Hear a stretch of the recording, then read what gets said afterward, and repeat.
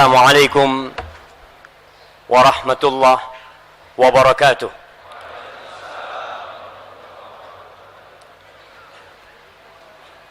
Innal hamdalillah nahmaduhu wa nasta'inuhu wa nastaghfiruh. Sungguh segala puji hanya milik Allah Jalla Jalaluh. Kita senantiasa memuja dan memujinya, memohon pertolongan hanya kepadanya, dan memohon ampun atas segala dosa yang kita lakukan. Dan kita berlindung kepada Allah dari kejahatan jiwa kita, sebagaimana kita berlindung kepada Allah dari dampak buruk dosa-dosa yang kita lakukan. Man yahdillah fala mudhillalah wa man yudlilhu fala hadiyalah. Barang siapa yang diberi petunjuk oleh Allah Jalla Jalaluh, maka tiada satupun manusia yang dapat menyesatkan dia. Dan sebaliknya, barang siapa yang disesatkan dalam kehidupan ini, tiada satupun manusia yang dapat memindahkan dia dari kesesatannya kecuali Allah Jalla Jalaluh. Sampai kalaupun itu orang yang kita cintai. Kita berharap anak-anak kita, kita berharap keluarga kita, kerabat kita mendapatkan petunjuk dari Allah Subhanahu wa ta'ala. Tapi terkadang usaha demi usaha sudah dilakukan, tapi tetap orang itu tidak berpindah dari kesesatannya. Karena memang hidayah adalah hak milik Allah semata. Allah mengatakan kepada Rasulnya sallallahu alaihi wasallam, innaka la tahdi man ahbabta walakin Allah yahdi man yasha wa huwa a'lamu bil muhtadin. Engkau Muhammad alaihi salatu wassalam, sesungguhnya engkau tidak bisa memberikan petunjuk kepada orang yang kau cintai, tapi Allah lah yang memberikan petunjuk kepada siapa yang dia kehendaki. Dan Allah lebih tahu siapa orang yang pantas mendapatkan hidayah Allah Subhanahu wa ta'ala. Maka kita sebagai hambanya tidak boleh berhenti memohon petunjuk kepada Allah Jalla Jalaluh. Nabi senantiasa berdoa mengatakan, Allahumma ja'alna hudatan muhtadin. Ya Allah, jadikan kami orang-orang yang memberikan petunjuk dan diberi petunjuk olehmu. Dan dalam setiap solat kita, kita tidak pernah berhenti. Bahkan tidak sah solat seorang hamba tanpa dia mengatakan ihdinas siratal mustaqim. Wa ashhadu an la ilaha illallah wahdahu la syarika lah. Wa ashhadu anna Muhammadan abduhu wa rasuluh sallallahu alaihi wa ala alihi wasallam. Dan saya bersaksi bahwa tiada yang berhak disembah kecuali hanya Allah semata. Dia esa dan tiada sekutu baginya. Dan saya bersaksi bahwasanya Muhammad bin Abdullah sallallahu alaihi wasallam adalah hamba utusan Allah, yang konsekuensinya kita harus taat kepada beliau, kita patuh kepada perintah beliau, kita tinggalkan larangannya, kita percaya dengan semua informasi yang disampaikan oleh Nabi alaihi salatu wassalam, dan kita tidak boleh bersyariat kecuali dengan syariatnya Nabi Muhammad sallallahu alaihi wasallam. Ya ayyuhalladzina amanu taqullaha haqqa tuqatih wa la tamutunna illa wa antum muslimun. Wahai orang-orang yang beriman, bertakwalah kalian kepada Allah dengan sebenar-benarnya takwa, dan janganlah kalian meninggal kecuali dalam kondisi Islam.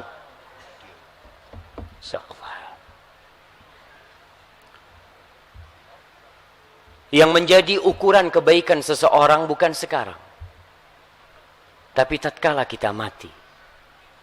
Maka Allah berpesan, wala tamutunna illa wa antum muslimun. Jaga tu takwa kalian, jaga keislaman kalian, jaga keimanan kalian sampai mati. Jangan sampai kalian mati kecuali dalam kondisi Islam. Ya ayuhan nasu taqu rabbakumul ladzi khalaqakum min nafsin wahidah wa khalaqa minha zawjaha وبث منهما رجالا كثيرا ونساء واتقوا الله الذي تساءلون به والأرحام إن الله كان عليكم رقيبا. Wahai umat manusia, bertakwalah kalian kepada Allah yang menciptakan kalian dari satu jiwa Kita nih semua yang ada di masjid ini, kita semua yang ada di Surabaya, kita semua yang ada di muka bumi ini, yang jumlahnya miliaran, itu dari satu jiwa. Dari Adam alaihissalam. Kemudian Allah ciptakan dari Adam pasangannya Hawa. وَبَثَّ مِنْهُمَا رِجَالًا كَثِيرًا وَنِسَاءً. Dari keduanya Allah tebarkan umat manusia, lelaki dan wanita yang banyak sekali. Bertakwalah kalian kepada Allah yang dengan namanya kalian saling meminta. Dan jagalah jangan memutuskan tali silaturahim. Ketahuilah sesungguhnya Allah itu mengawasi kalian. Ya ayyuhalladzina amanu taqullaha wa qulu qawlan sadida. Yuslih lakum a'malakum wa yaghfir lakum dhunubakum wa man yuti'illaha wa rasulahu faqad faza fawzan 'azima. Wahai orang-orang yang beriman, bertakwalah kalian kepada Allah dan katakan perkataan yang benar. Kita selain bertakwa, kita diperintahkan untuk menjaga lisan kita. Tidak berucap kecuali kebenaran. Kadangkala kebenaran itu membuat kita disiksa oleh orang. Kadangkala kebenaran itu membuat kita dikucilkan oleh manusia. Tapi katakan yang benar. Yuslih lakum a'malakum. Apa yang Allah akan berikan kepada kita? Niscaya Allah akan perbaiki bagi kalian amalan kalian. Wa yaghfir lakum dzunubakum. Dosa-dosa kalian akan Allah ampuni. Dan barang siapa yang patuh kepada Allah dan Rasulnya, maka dialah manusia yang sukses dengan kesuksesan yang besar.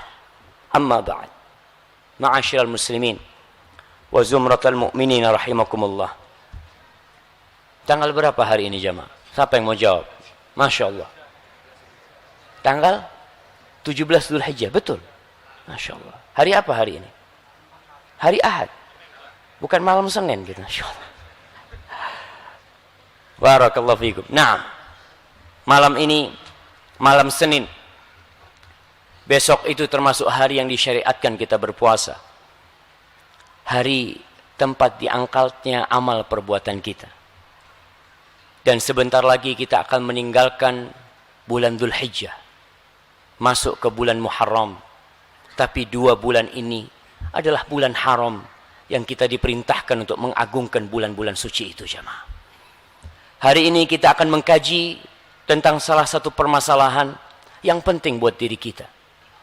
Kita ini kadang-kala kalau dokter yang ngomong percaya. Berapa banyak orang meninggalkan soto babat.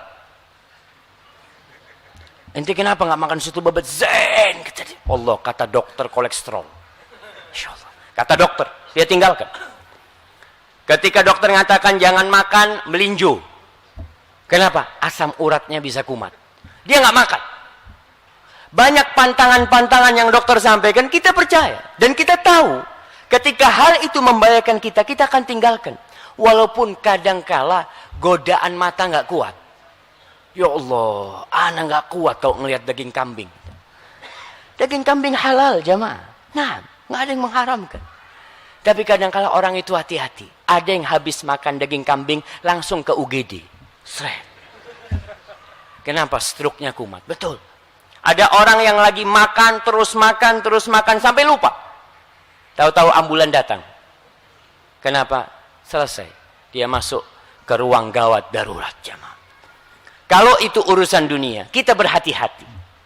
Kita menjaga diri supaya tubuh yang diamanahi oleh Allah subhanahu wa ta'ala bisa mendampingi kita sampai kita tua. Kita nggak ingin tua dalam kondisi sakit.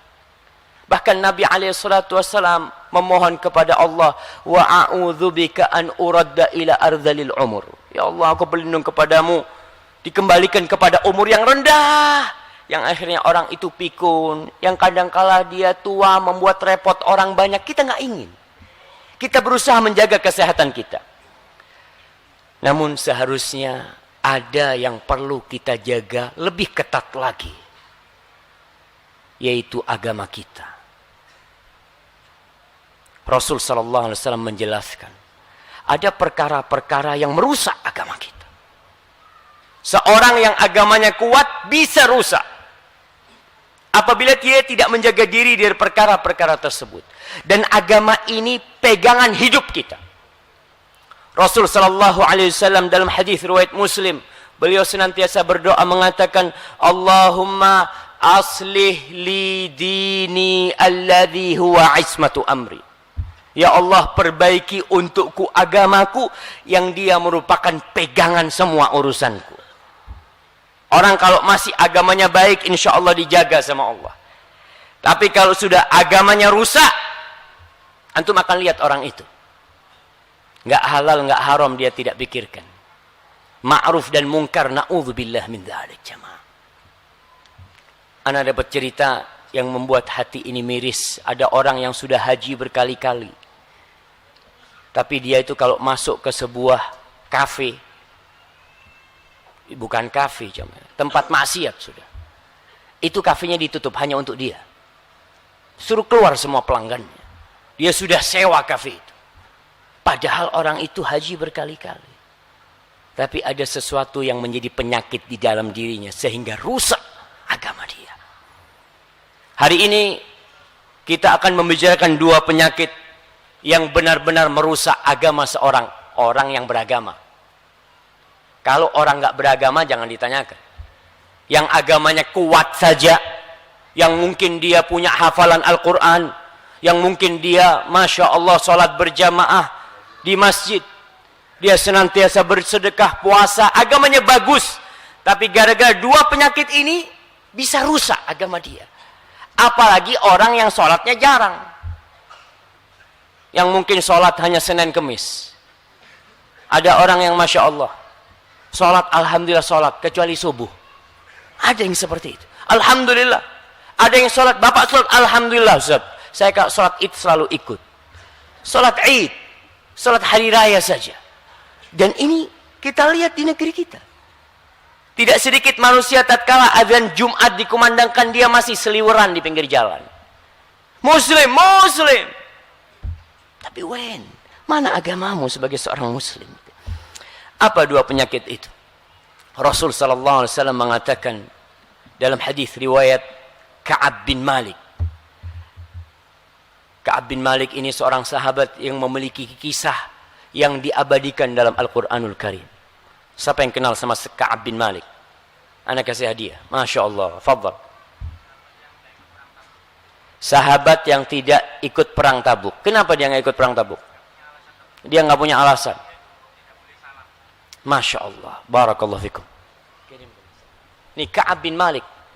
Seorang sahabat Nabi bersama dua temannya, dia bertiga, tidak ikut perang Tabuk. Kenapa nggak ikut perang? Nggak ada alasan. Yang menyebabkan dia tidak ikut perang adalah taswif. Menunda-nunda. Nanti aku berangkat. Rasul SAW udah pada berangkat sama para sahabat. Dia lagi di kebun kurmanya, Masya Allah, sama bininya, sama kurma yang lagi matang, musim panas pada waktu itu. Dia dalam hati ingin berangkat. Aku akan berangkat. Dia siap-siap makan, aku akan berangkat, sampai pasukan Nabi pulang dari Tabuk sallallahu alaihi wasallam. Dia masih ingin berangkat. Nah, ini taswif jamaah. Berapa sering kita menunda-nunda tobat. Menanti-nanti sampai terakhir nggak terjadi yang namanya tobat itu. Ka'ab bin Malik sampai datang Rasulullah SAW dan dia ngomong, aku nggak punya alasan. Cuma aku ngomong mau berangkat tapi nggak jadi berangkat. Akhirnya dia diboikot, tidak diajak berbicara sampai dia salam kepada Rasulullah SAW. Kata Ka'ab, aku nggak tahu Nabi menjawab salamku atau tidak. Sampai pada akhirnya setelah 40 hari kira-kira disuruh berpisah dengan istrinya. Dia bingung, dia tanya sama Rasulullah SAW, ya Rasulullah, apa aku ceraikan istriku?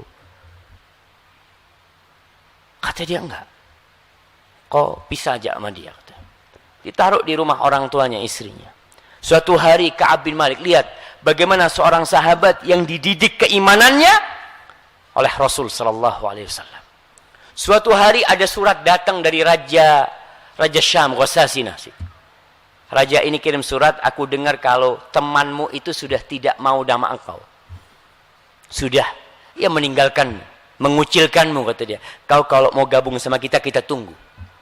Apa yang dilakukan Ka'ab bin Malik? Itu surat, dia jalan di pasar, ada orang yang lagi masak atau apa, dia masukkan ke sana. Dibakar itu surat.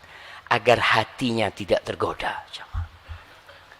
Setelah 50 hari Allah mengatakan wadaqat alaihimul ardu bima rahubat. Bumi yang luas jadi sempit buat dia. Salah satunya Ka'ab. Gara-gara satu dosa dia lakukan. Jadi sempit buat. Akhirnya Allah menerima taubat mereka. Ka'ab bin Malik meriwayatkan sebuah cerita. Dari Rasul sallallahu alaihi wasallam dia berkata, qala Rasulullah sallallahu alaihi wasallam, ma dhi'bani ja'i'an ursila fi zaribati ghanamin bi afsada laha min hirsil mar'i 'alal mali wasyaraf li dinihi. Rawahu Tirmidzi. Kata Nabi alaihi salatu wasallam, tidaklah kerusakan yang ditimbulkan oleh dua serigala lapar. Dua serigala lapar dikirim di kandang kambing. Di kandang. Kalau di lapangan kambingnya bisa lari. Tapi di kandang. Dan dua serigala ini lapar. Kerusakan yang ditimbulkan oleh dua serigala lapar ini sudah sangat dahsyat terhadap kambing-kambing yang ada di situ. Tapi ternyata ada dua penyakit yang lebih dahsyat merusak agama seseorang daripada kelakuan dua serigala ini. Apa penyakit itu? Ambisi terhadap harta dan ambisi terhadap jabatan. Gila harta dan gila jabatan. Berapa banyak orang-orang yang Masya Allah berambisi mengumpulkan harta, berambisi ingin jadi jabatan sehingga dia lupa dengan segala aturan Islam. Yang ada di benak dia, bagaimana dia bisa menjadi pejabat. Apa yang harus dia lakukan, dia akan lakukan. Berkaitan dengan ambisi mengumpulkan harta. Ada di antara bapak-bapak yang gak suka sama harta? Ada. Anak kasih hadiah. Kayaknya gak ada jemaah. Allah berfirman, Al-malu wal-banun zinatul hayatid dunya. Allah katakan al-mal, harta. Al-banun, anak-anak, adalah zinatul hayatid dunya. Perhiasan kehidupan dunia. Antum kalau nggak ada fulus, ya kita lihat sebagian orang duduk di pojokan masjid. Ada apa kata dia? Allah nggak punya fulus. Dikasih fulus langsung ceria. Alhamdulillah. Ada manusia. Dan betapa sering tatkala kita dapat harta, kita akhirnya lupa. Dulu ada orang ketika miskin suka datang kajian. Masya Allah. Di soft pertama. Ketika mulai hartanya banyak, jadi soft kedua.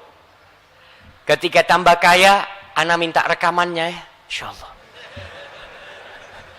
Gak datang sudah. Minta rekamannya, kajiannya. Masya Allah. Al-mal. Dan tidak bisa dipungkiri Islam menjaga harta. Termasuk 5 perkara yang dijaga oleh Islam adalah harta manusia. Karena roda kehidupan ini berjalan apabila harta itu dijaga dan dipelihara. Allah berfirman di surat An-Nisa ayat 5, "Wala tu'tus sufaha amwalakumul lati ja'alallahu lakum qiyaman." Allah mengatakan, dan janganlah kamu serahkan kepada orang-orang yang belum sempurna akalnya, orang-orang yang bodoh. Harta mereka, ini anak yatim, dipelihara sama pamannya. Harta itu milik dia. Tapi sama Allah, kita nih yang sebagai walinya nggak boleh ngasih harta itu kepada mereka sebelum sempurna akal mereka. Kenapa? Allah katakan karena harta itu Allah jadikan pokok kehidupan kalian. Antum bisa datang ke tempat ini pakai harta. Antum bisa pakai baju pakai harta. Antum bisa beli HP pakai harta. Antum bisa makan pakai harta. Namun yang dipermasalahkan oleh Nabi SAW bukan hartanya, tapi ambisi untuk mengumpulkan harta. Untuk menumpuk harta. Untuk menimbun uang. Yang antum tahu bahwasanya ambisi antum itu tidak pernah berhenti. Siang malam. mengumpulkan harta. Pagi habis subuh, lupa dengan zikir pagi sore. Yang dilihat adalah buku catatan utang. Masya Allah, ini ada tagihan ke rumah fulan, ada tagihan ke rumah fulan. Antum lihat sebagian orang, untuk menagih hutang orang, dia siap melakukan perjalanan panjang. Tapi kajian di depan rumahnya, berat sekali. Kenapa dia begitu semangat untuk mengumpulkan harta, sedangkan untuk mengumpulkan ilmu, Allahu Akbar. Dan tidak bisa dipungkiri, banyak orang-orang yang duitnya semakin banyak, semakin jauh dari agama Allah. Namun, tidak bisa dipungkiri pula, ada orang-orang yang kaya raya, Masya Allah. Dia suka dengan kajian-kajian ilmu. Dia suka datang ke rumah Allah subhanahu wa ta'ala. Rasul sallallahu alaihi wasallam mengatakan, inna likulli ummatin fitnah. Semua umat itu ada cobaannya, ada fitnahnya. Wa fitnatu ummati al-mal. Kata Nabi alaihi salatu wasallam, fitnah umatku adalah harta. Ini sabda Nabi alaihi salatu wasallam. Dan Nabi alaihi salatu wasallam ketika memperingatkan dengan urusan syahwat, beliau peringatkan pertama, hati-hati dengan syahwat harta. Beliau mengatakan alaihi salatu wassalam dalam hadis yang diriwayatkan Imam Muslim, inna dunya hulwatun khadirah. Dunia ini manis dan hijau. Manis apanya? Rasanya. Hijau warnanya. Antum kadang-kala melihat sesuatu yang indah, tapi ketika dirasain, Allah, tidak seindah warnanya. Tapi dunia rasanya manis, warnanya indah, sehingga orang tergoda. Hijau warnanya. Wa innallaha mustakhlifukum fiha. Allah menjadikan kalian khalifah-khalifah di dalamnya. Allah akan jadikan kalian pemimpin-pemimpin yang ngurusin tuh urusan itu. Fayanzuru kaifa ta'malun. Allah akan lihat bagaimana kalian beramal di dalam dunia ini. Fattaqud dunya. Kalian bertakwalah, hati-hati dalam urusan dunia. Wattaqun nisa. Dan hati-hati dalam urusan wanita. Fa inna awwala fitnati Bani Israel kanat fin nisa. Allahu Akbar. Fitnah pertama Bani Israel, jadi rusak tuh Bani Israel gara-gara wanita. Ini bukan berarti menyalahkan wanita, enggak. Tapi kita disuruh berhati-hati dalam urusan wanita. Dan urusan dunia, urusan harta, termasuk urusan yang kadang-kala menyeret kita kepada fitnah wanita. Biasanya ketika miskin nggak pernah mikir kawin lagi. Dilihat penghasilannya tambah, Masya Allah. Ini bisa beli rumah lagi, kata dia. Kalau nggak ada isinya nggak zen, kata dia. Masya Allah. Nggak apa-apa memang, diperbolehkan, tapi hati-hati. Jangan gara-gara wanita, akhirnya antum lupa dengan kewajiban antum adil. Karena diperbolehkan lelaki menikah lebih dari satu. Tapi catatannya satu. Kau bisa berbuat adil. Jangan gara-gara harta, kemudian ke wanita, rusak agama kita. Na'udzubillah min dzalik. Nabi SAW tidak takut kita ditimpa kefakiran. Padahal ketika itu umat Islam sangat fakir. Bagaimana kisah sahabat Nabi yang menjadi ashabus suffah, yang tinggal di masjid. Kira-kira jumlahnya 80 atau bisa berkurang, orang-orang muhajirin yang nggak punya rumah, nggak punya pekerjaan. Ya udah, mereka tidur di masjid. Dari mana mereka makan? Dari pemberian orang. Akhirnya pernah suatu hari Abu Ubaidah Amir bin Jarrah membawa harta jizyah dari Bahrain. Malam hari ini dibawa. Nabi SAW salat subuh berjamaah. Setelah salat subuh, beliau mau pergi, dihadang oleh beberapa orang Ansor. Lalu Nabi SAW tersenyum. Fatabassama Rasulullah SAW hina ra'ahum. Ketika melihat orang-orang lagi ramai di masjid nih, Nabi mau pergi, dihalangin. Nabi tersenyum melihat mereka. Thumma qala, lalu beliau mengatakan, "Adzunnukum sami'tum." anna Aba Ubaidah qadima bi syai'in minal Bahrain. Aku mengira kalian mendengar bahwasanya Abu Ubaidah ini membawa harta nih dari Bahrain. Faqalu ajal ya Rasulullah. Iya Nabi. Para sahabat manusia biasa. Mereka juga kepingin harta karena butuh sama harta itu. Kehidupan para sahabat sangat susah. Antum ingat sahabat Nabi yang menjamu tamu Rasul sallallahu alaihi wasallam. Dia menjamu tamu Nabi alaihi salatu wasallam dengan makanan anak-anak. Malam itu dia nggak makan apa? Nggak makan apa-apa. Nggak ada yang dimakan. Tapi dia tetap menghormati tamu Rasul sallallahu alaihi wasallam. Antum masih ingat dengan sahabat yang mau menikah? Lalu Nabi menyuruh dia pulang. Kau cari mahar. Kalau sekarang antum disuruh pulang cari mahar, insya Allah pulang antum dapat sesuatu. Baju, sarung, handuk, apalagi yang bisa bikin mahar. Pokoknya mahar itu sesuatu yang bisa jadi duit. Nabi SAW nyuruh dia pulang. Kau cari sesuatu buat mahar. Dia balik, nggak ada Rasulullah SAW. Kau cari, walau khataman min hadid, walaupun cincin dari besi, itu untuk mahar. Dia ke rumahnya, nggak ada apa-apa. Balik lagi, nggak ada apa-apa Rasulullah SAW. Akhirnya apa yang dikatakan sahabat ini? Izari Rasulullah SAW. Gimana kalau sarungku jadi mahar? Sarung dia pakai, nggak ada atasannya jemaah. Nah, sebagian sahabat nggak punya atasan. Miskin mereka jemaah. Sallallahu ala nabiyina wasallam. Tapi hal itu tidak membuat mereka tidak ridho. Mereka ridho dengan pemberian Allah subhanahu wa ta'ala. Tapi kata Nabi SAW, kalau sarungmu kau jadikan mahar, kau pakai apa terus? Akhirnya Rasul SAW menikahkan sahabat ini dengan apa? Ditanya, hal laka syai' minal Qur'an? Kau punya hafalan Al-Quran? Punya Rasulullah SAW. Surat ini, surat ini, surat ini. Lalu Nabi SAW, aku nikahkan kau dengan wanita ini, dengan mahar kau ajarkan tuh Quran yang kau hafalkan kepada istrimu. Karena mengajar itu bernilai uang. Maka itu mahar dia. Kalau sekarang orang ditanya maharnya apa? Surat Ar-Rahman. Buat gaya-gayaan. Buat iya, maksudnya dia punya harta tapi mau maharnya yang keren gitu. Ini sahabat bukan keren-kerenan jemaah. Nggak punya apa-apa dia. Radhiyallahu ta'ala anhu. Ini kehidupan sahabat. Jadi tatkala ada harta yang datang, pantas mereka kepingin gitu. Antum ingat kisah Mus'ab bin Umair ketika dikuburkan.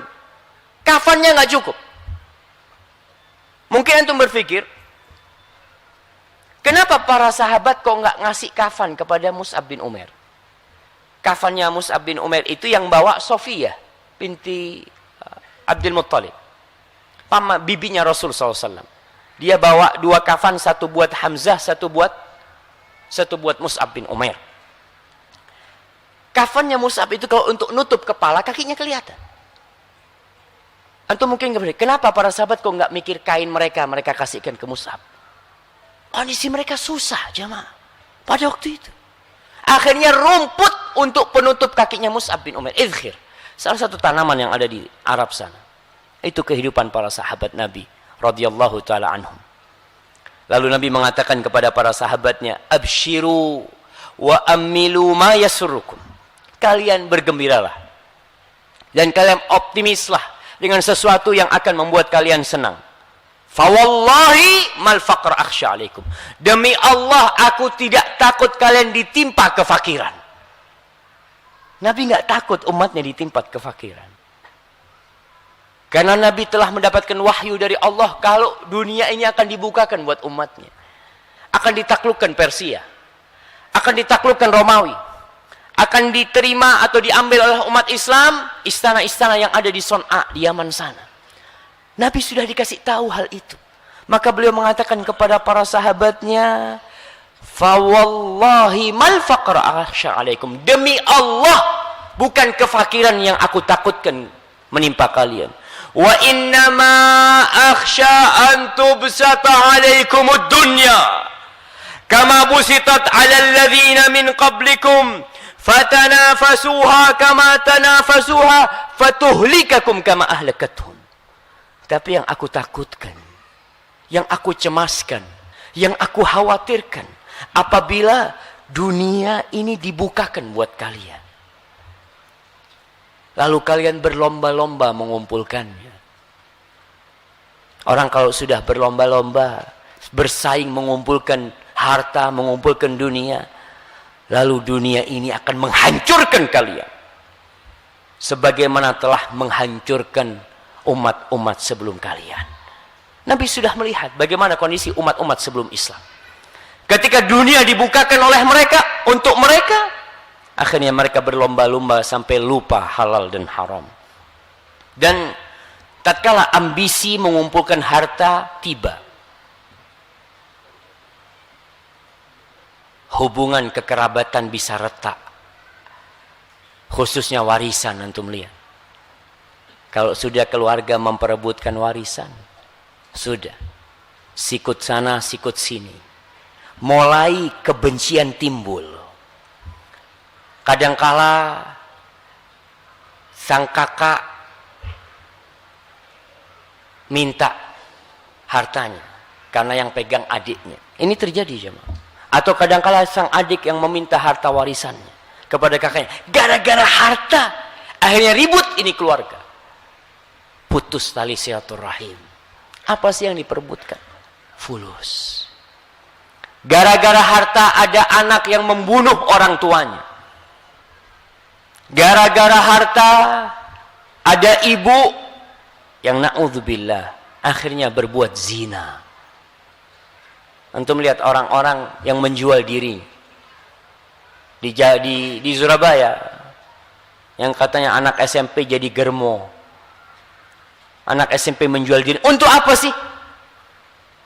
Untuk gaya hidup, untuk HP, untuk tablet, untuk tas mahal, untuk harta. Dia lakukan segala-galanya. Gara-gara harta orang merampok, gara-gara harta pencuri mencuri. Semuanya karena ambisi harta. Dan gara-gara harta antum melihat penjara penuh. Itu semua urusan harta. Maka para jamaah, harta ini memang berbahaya. Islam tidak melarang orang kaya, tapi ambisi mengumpulkan harta yang harus kita lihat. Jangan sampai agama kita rusak. Kita yang sering sholat, kita yang sering puasa, gara-gara kecintaan kita kepada harta, ada hak-hak orang yang kita tahan. Atau kita ambil hak-hak milik orang lain untuk kita.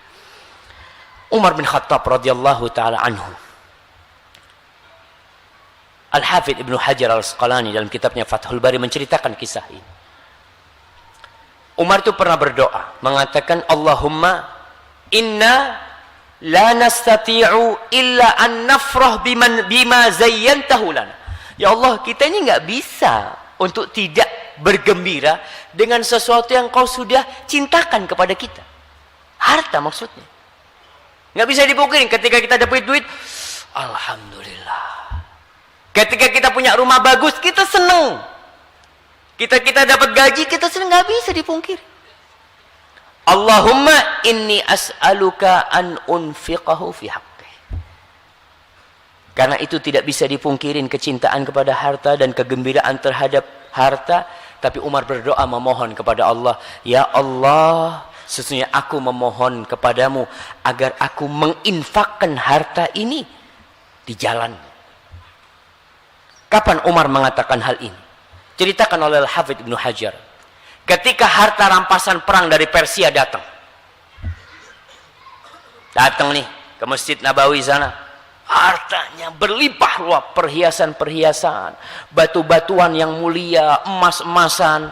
Umar akhirnya meminta supaya itu ditutup. Harta itu.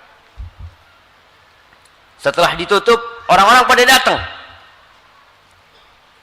Dia kepingin Umar cepat membagikan. Ketika mereka berkumpul, sama Umar dibuka. Orang-orang pada melihat perhiasan-perhiasan dari Persia. Nabi udah janji alaihi salatu wassalam, Persia akan ditaklukkan. Jangan takut kalian. Akan dibawa atau harta rampasan Persia ke kota Madinah. Dan dibawa ke kota Madinah. Para sahabat pada melihat perhiasan-perhiasan yang belum pernah mereka melihat sebelumnya. Lalu Umar menangis. Ketika orang-orang takjub, Umar melihat itu malah menangis. Lalu dia memuji Allah subhanahu wa ta'ala. Orang-orang bertanya, ma yubkika ya Amirul Mukminin? Wahai Amirul Mukminin, apa yang membuatmu menangis melihat harta yang banyak seperti ini? Seharusnya engkau tersenyum, senang. Apa kata Umar bin Khattab? Orang-orang mengatakan kepada Umar, hadhihi ghanaim ghannamaha Allah lana wa naza'aha min ahliha. Ini harta rampasan perang yang Allah berikan kepada kita dan Allah cabut dari orang-orang yang awalnya memiliki. Lalu Umar mengatakan, ma futiha min hadha ala qaumin illa safaku dima'ahum wastahallu hurmatahum. Para jemaah, udah azan nih. 2 menit lagi.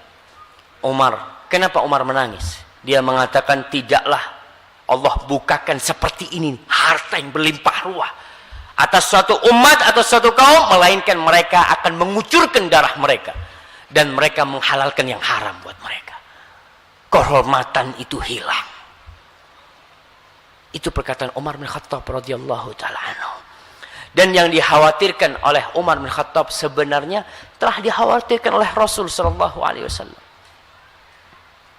Nabi alaihi salatu wasallam bersabda, "Idza futihat alaikum Faris war Rum, ayu qaumin antum?" Kalau dibukakan, ditaklukkan buat kalian Persia dan Romawi, kalian akan menjadi kaum seperti apa nantinya? Ketika itu mereka ahli ibadah, ketika itu mereka yang suka berjihad di jalan Allah, orang-orang yang mencari akhirat. Nah, maka Nabi bertanya, kira-kira nih, kalau dibukakan untuk kalian tuh Persia dan Romawi, kalian seperti apa kiranya? Qala Abdurrahman bin Auf. Abdurrahman bin Auf mengatakan, naqul kama amaran Allah. Jamaah, sudah azan? Baik, fadhal.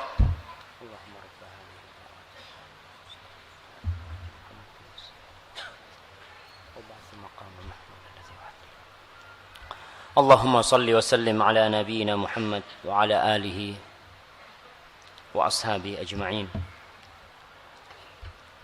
Kembali kepada pertanyaan Rasul sallallahu alaihi wasallam kepada para sahabat. Mereka yang susah, mereka yang hidup dengan segala kesulitan, mereka yang ditindas oleh orang-orang kafir. Ditanya sama Rasulullah SAW, kira-kira kalian akan menjadi seperti apa kalau pintu dunia dibukakan buat kalian? Persia dan Romawi ditaklukkan untuk kalian. Abdurrahman bin Auf sebagai seorang sahabat senior, dia mengatakan, naqul kama amaranallah. Kita akan berusaha menjadi seperti yang Allah perintahkan. Kalau punya harta, gimana kondisinya?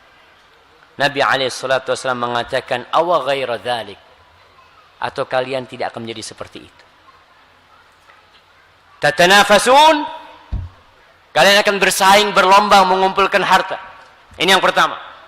Thumma tatahasadun, kemudian kalian akan saling hasud, iri dengki. Thumma tadadabarun, awalnya hasud tapi masih mau ketemu. Tapi kemudian setelah itu kalian tidak mau jumpa lagi dengan saudara kalian.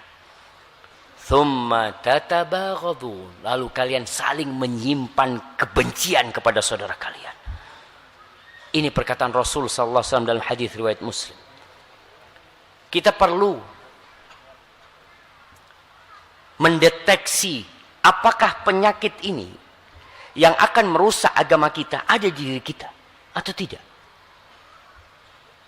Jangan sampai kita hanya mengukur orang lain. Oh, fulan ini cinta dunia. Dari mana ente tahu? Gayanya itu. Nggak perlu. Yang perlu adalah diri kita. Kita kalau ngurusin orang, kita akan lupa dengan kekurangan-kekurangan kita. Bagaimana cara kita melihat apakah kita cinta dunia, ambisi mengumpulkan harta atau tidak? Yang pertama, tanda-tanda orang yang cinta dunia itu akan menjual akhiratnya. Dia akan jual. Untuk apa? Untuk uang. Berapa banyak orang yang siap menanggalkan jilbabnya hanya untuk beberapa puluh ribu. Na'udzubillah min dzalik. Rasul sallallahu alaihi wasallam bersabda, "Badiru bil a'mal fitanan ka qita'il lailil muzlim." Kalian bersegera beramal, jangan ditunda-tunda. Ini beliau sampaikan sallallahu alaihi wa ala alihi wasallam kepada sahabat. Sahabat itu udah dapat pembelajaran dari Nabi alaihi salatu wasallam. Mereka mendengarkan ayat-ayat Allah dibacakan, hadis-hadis Rasul sallallahu alaihi wasallam disampaikan. Nabi menyuruh mereka segera beramal, jangan ditunda. Kita seringkali dapat ilmu, datang kajian dapat ilmu, tapi nggak diamal-amalin. Nanti. Subhanallah. Ilmu yang kau dapatkan segera beramal. Apa kata Rasul sallallahu alaihi wasallam? Fitanan ka qita'il lailil muzlim. Sebelum datang tuh fitnah, cobaan, kekacauan yang seperti potongan malam gelap gulita. Gelap gulita jemaah. Kita sampai nggak tahu mau kemana berjalan. Gara-gara kita menunda amal, akhirnya kita akan tersesat. Yusbihur rajulu mu'minan wa yumsi kafiran. Wa yumsi mu'minan wa yusbihu kafiran. Paginya masih beriman, sorenya sudah kafir. Sorenya beriman, paginya kafir. Apa penyebabnya? Menunda amal perbuatan kebajikan. Sering orang bertanya, "Ustaz, ana ini kepingin istiqomah. Bagaimana supaya ana bisa istiqomah?" Allah berfirman, "Walau annahum fa'alu ma yu'adzuna bihi lakana khairan lahum wa ashadda tathbit." Andai kata orang-orang itu mengamalkan nasihat-nasihat disampaikan kepada mereka, itu akan lebih baik buat mereka dan akan membuat mereka lebih kokoh dalam agama ini. Tapi karena ini orang menunda amal, akhirnya dia jual agamanya. Untuk apa? Yabi'u dinahu bi'aradin minad dunya. Dia jual agamanya untuk mendapatkan beberapa harta dari dunia ini. Maka itu tanda orang yang cinta kepada harta, dia akan jual akhiratnya. Tidak mikir halal dan haram. Nabi SAW mengatakan, la ya'tiyanna 'alan nasi zamanun la yubalil mar'u mimma akhadal mal. Amin halalin aw min haramin. Akan datang satu masa untuk manusia ini yang orang-orang sudah tidak peduli dari mana dia mengambil harta itu. Apakah dari halal, haram, nggak mikir. Yang penting bisa hidup. Kemudian tanda orang yang cinta kepada harta, yang ambisi harta, hasud, iri. Nggak bisa mengelihat orang lain senang. Lihat temennya pakai HP baru, Masya Allah. Biasanya yang pakai HP baru ini suka nyuting-nyuting ya, Masya Allah. Mumpung baru nih HP anak nih, Masya Allah. Katanya ya, tapi wallahu alam bisawab. Kita kadang-kadang ngelihat fulan HP, Masya Allah, berapa juta yang dibeli? Ya nggak mahal sih, 17 juta. Allahu Akbar, Allahu Akbar. Mulai tumbuh. Mudah-mudahan hilang HP-nya dia. Masya Allah. Nah, mulai hasad, ini berarti cinta. Seharusnya dia doakan kebaikan. Kalau sudah ada rasa hasad, nggak boleh ngelihat orang lain lebih bagus dari dia. Sama-sama usaha. Ini banyak terjadi. Apalagi sama-sama dagang. Dagang apa? Ya, dagang parfum umpamanya. Yang di masjid ini kebanyakan dagangan apa jemaah? Sarung. Masya Allah. Itu orang kalau dagangan sarung, Masya Allah. Kalau sudah hasad, ngelihat orang lain lakunya, omsetnya lebih besar, mulai dia berpikir bagaimana omsetnya jadi turun. Bukan dia berpikir bagaimana omset dia bisa naik. Tapi dia memikirnya bagaimana omset fulan ini jadi turun. Ini hasad. Kalau dia kepingin omsetnya seperti fulan, nggak apa-apa. Fadl. Tapi dengan cara yang baik. Tidak menginginkan keburukan buat fulan. Kalau sudah ada hasad di diri kita, nggak ingin lihat orang lain lebih baik, berarti kita sudah cinta kepada harta. Kemudian yang ketiga, orang yang cinta kepada harta ini, obrolannya selalu tentang dunia.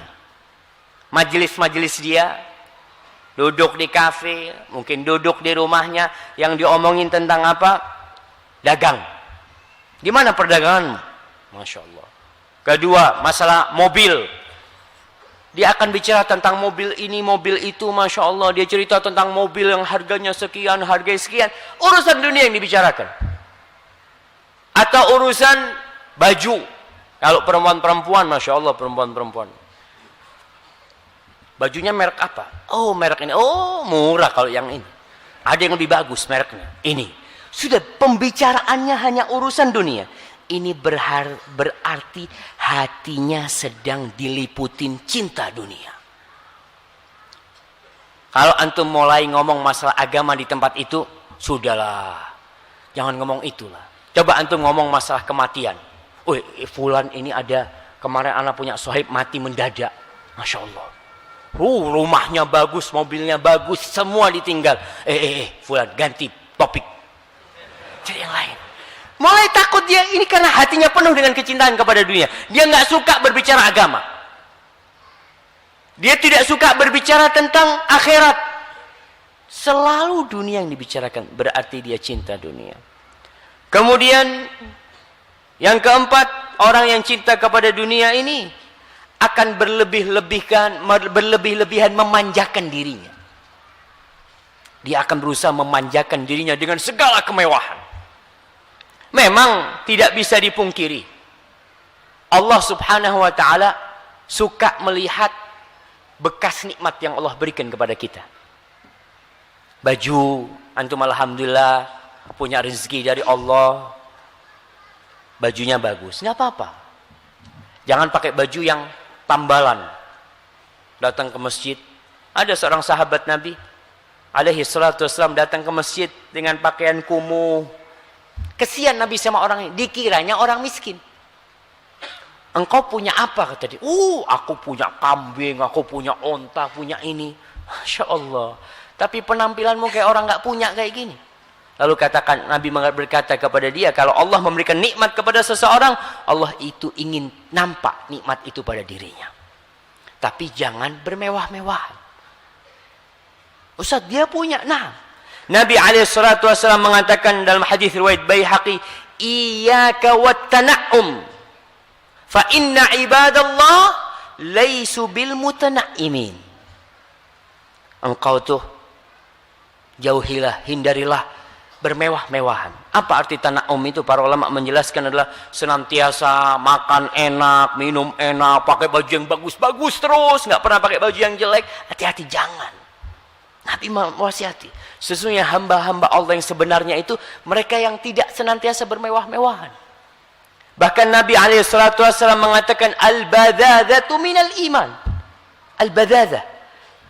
Ya, kesederhanaan. Itu termasuk dari keimanan. Meninggalkan pakaian yang bagus. Antum punya mobil Masya Allah yang harganya 5 miliar. Tapi sekali-kali antum naik angkot. Iya, jamaah. Agar jiwa kita ini tidak terlalu ambisi dengan dunia. Antum sekali-kali naik becak. Antum sekali-kali naik sepeda. Iya, naik sepeda. Tapi sepedanya 120 juta. Enggak lah. Ada kan orang-orang yang punya sepeda-sepeda sepeda baju itu atau apa? Yang mahal. Enggak. Kau tunjukkan. Sekali-kali kau pakai baju yang enggak mahal. Biasa pakai jam harga 1 miliar. Ada yang pakai jam 1 miliar, ada jam. Sekali-kali antum beli jam yang harga 15.000. Antum pakai. Antum kumpul sama orang-orang kaya, sekali-kali antum pakai itu. Tunjukkan bahwasanya kita ini akan kita tinggal semuanya. Makanya orang yang punya mobil-mobil bagus, sekali-kali dia naik mobil yang jelek. Tidak memanjakan dirinya dengan kemewahan ini, supaya tidak terjebak dalam ambisi dunia. Sehingga malu. Antum biasa pakai sandal bagus, terus pakai sandal japit. Kadangkala, Masya Allah, beda. Kalau antum pakai sepatu harga 5 juta, sama pakai sandal japit harga 10.000. Jalannya antum beda. Antum lihat, kalau pakai yang harga 5 juta, itu bisa lebih tinggi antum kayaknya. Tapi kalau pakai yang 10.000, Masya Allah, sandalnya disembunyikan. Kalau naruh, malu sama orang. Kita perlu mendidik jiwa kita. Sekali-kali antum naik bis kota, naik ojek, sekali-kali. Untuk mendidik jiwa kita, jamaah. Ma'asyiral muslimin rahimakumullah. kembali, Islam itu tidak melarang umatnya untuk jadi kaya. Bahkan Nabi SAW mengatakan, ni'mal malus salih lirrajuli salih. Sebaik-baiknya harta yang baik itu dipegang oleh orang yang soleh. Karena kalau orang baik itu harta akan dia infakkan di jalan Allah Subhanahu wa taala. Bahkan Nabi setiap hari minta rizki. Naam. Beliau mengatakan, Allahumma inni as'aluka ilman nafi'an wa rizqan thayyiban. Tiap hari beliau minta. Enggak apa-apa. Tapi yang enggak boleh itu ambisi mengumpulkan dunia. Akhirnya kita jadi orang miskin walaupun bergelimang harta. Ingat dengan hadis Rasul sallallahu alaihi wasallam, man kanatid dunya hammah. Barang siapa yang dunia itu ambisi dia, ja'alallahu faqrahu baina ainaihi. Allah jadikan kefakiran di depan matanya. Wa syattata alaihi syamlah wa lam ya'ti minad dunya illa ma qaddara lahu. Urusannya Allah cerai-beraikan. Antum bisa berpikir, seharusnya orang kaya itu orang yang paling sering berjumpa dengan keluarga. Karena dia nggak perlu capek-capek kerja. Iyalah kalau orang miskin dari pagi sampai sore, kadang-kala sampai malam. Kenapa? Ustaz nggak cukup. Dia mau nggak mau. Ustaz. Tapi ada orang yang sudah berlebih harta, ternyata urusannya Allah cerai-beraikan. Hampir nggak pernah ketemu keluarganya. Ngurusin ini, ngurusin. Hati-hati. Jangan-jangan karena ambisi kita kepada dunia. Takut miskin. Itu penyakit jamaah. Antum tahu dengan sahabat Nabi yang bernama Abdullah ibn Zubair. Al-Imam Al-Zahabi menceritakan dalam kitab Siyar A'lamin Nubala, Ibnu Zubair ini memiliki 100 gulam, 100 budak. Yukallimu kulla gulamin minhum bilughatin ukhra. Setiap budaknya itu kalau diajak ngomong dengan bahasa yang berbeda. Ngerti banyak bahasa Abdullah bin Zubair. Ini ceritanya Umar bin Qais. Fakuntu idza nadartu ilaih, kalau aku melihat kepada Abdullah bin Zubair dalam urusan akhiratnya, qultu hadza rajulun lam yuridid dunya tarfata ain. Ini orang kayaknya enggak kepingin sama dunia. Sekedip mata pun enggak kepingin sama dunia. Kalau dilihat sedang ibadah urusan akhiratnya. Wa idza nadartu ilaihi fi amri dunya, kalau aku memandang dia sedang ngurusin dunianya, qultu hadza rajulun lam yuridillah tarfata ain. Ini orang kayaknya tidak menginginkan Allah sekedip mata pun. Enggak pernah. Ini kalau urusan dunia dan akhirat dia lihat. Bayangkan Abdullah bin Zubair, ceritanya Mujahid. Kana Ibnu Zubair idza qama ila shalah ka'annahu 'ud. Ibnu Zubair itu kalau lagi sholat seperti ud. Apa ud ini? Dahan. Tegak. Kemudian pernah bercerita Muslim ibn Yanab. Dia cerita, Ibnu Abdullah bin Zubair jadi pernah menjadi penguasa di Mekah. Sebelum akhirnya dia terbunuh. Muslim ibn Yanak cerita pernah Ibnu Zubair ini ruku. Pada suatu hari ruku. Ketika Ibnu Zubair ruku, kita ini lagi baca surat Al-Baqarah. Kita baca Al-Baqarah. Abdullah bin Zubair masih ruku. Selesai Al-Baqarah. Dia masih ruku. Wa Ali Imran. Kita selesai Ali Imran. Dia masih ruku. Kita baca An-Nisa. Dia masih ruku. Kita baca Al-Ma'idah. Dia masih ruku. Dalam urusan akhiratnya. Urusan dunia, seakan-akan dia tidak mau akhirat.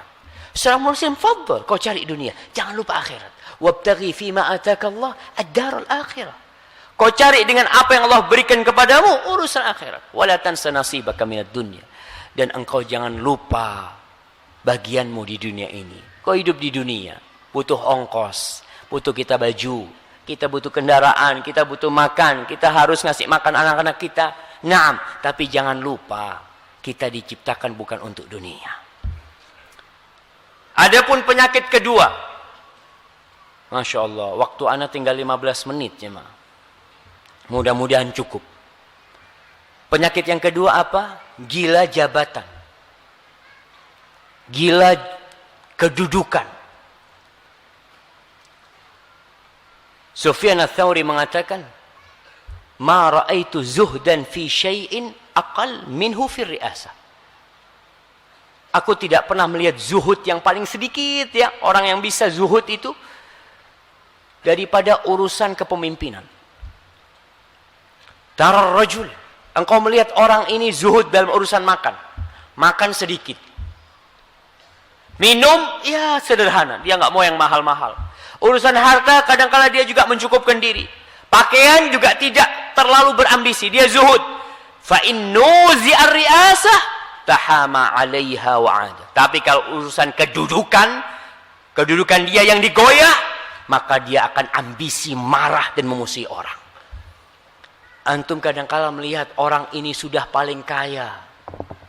Orang ini memiliki harta tidak terhingga. Tapi masih berebut kekuasaan.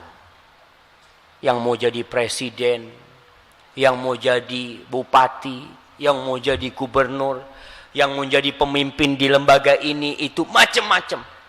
Dan bukan hanya urusan dunia, urusan agama pun.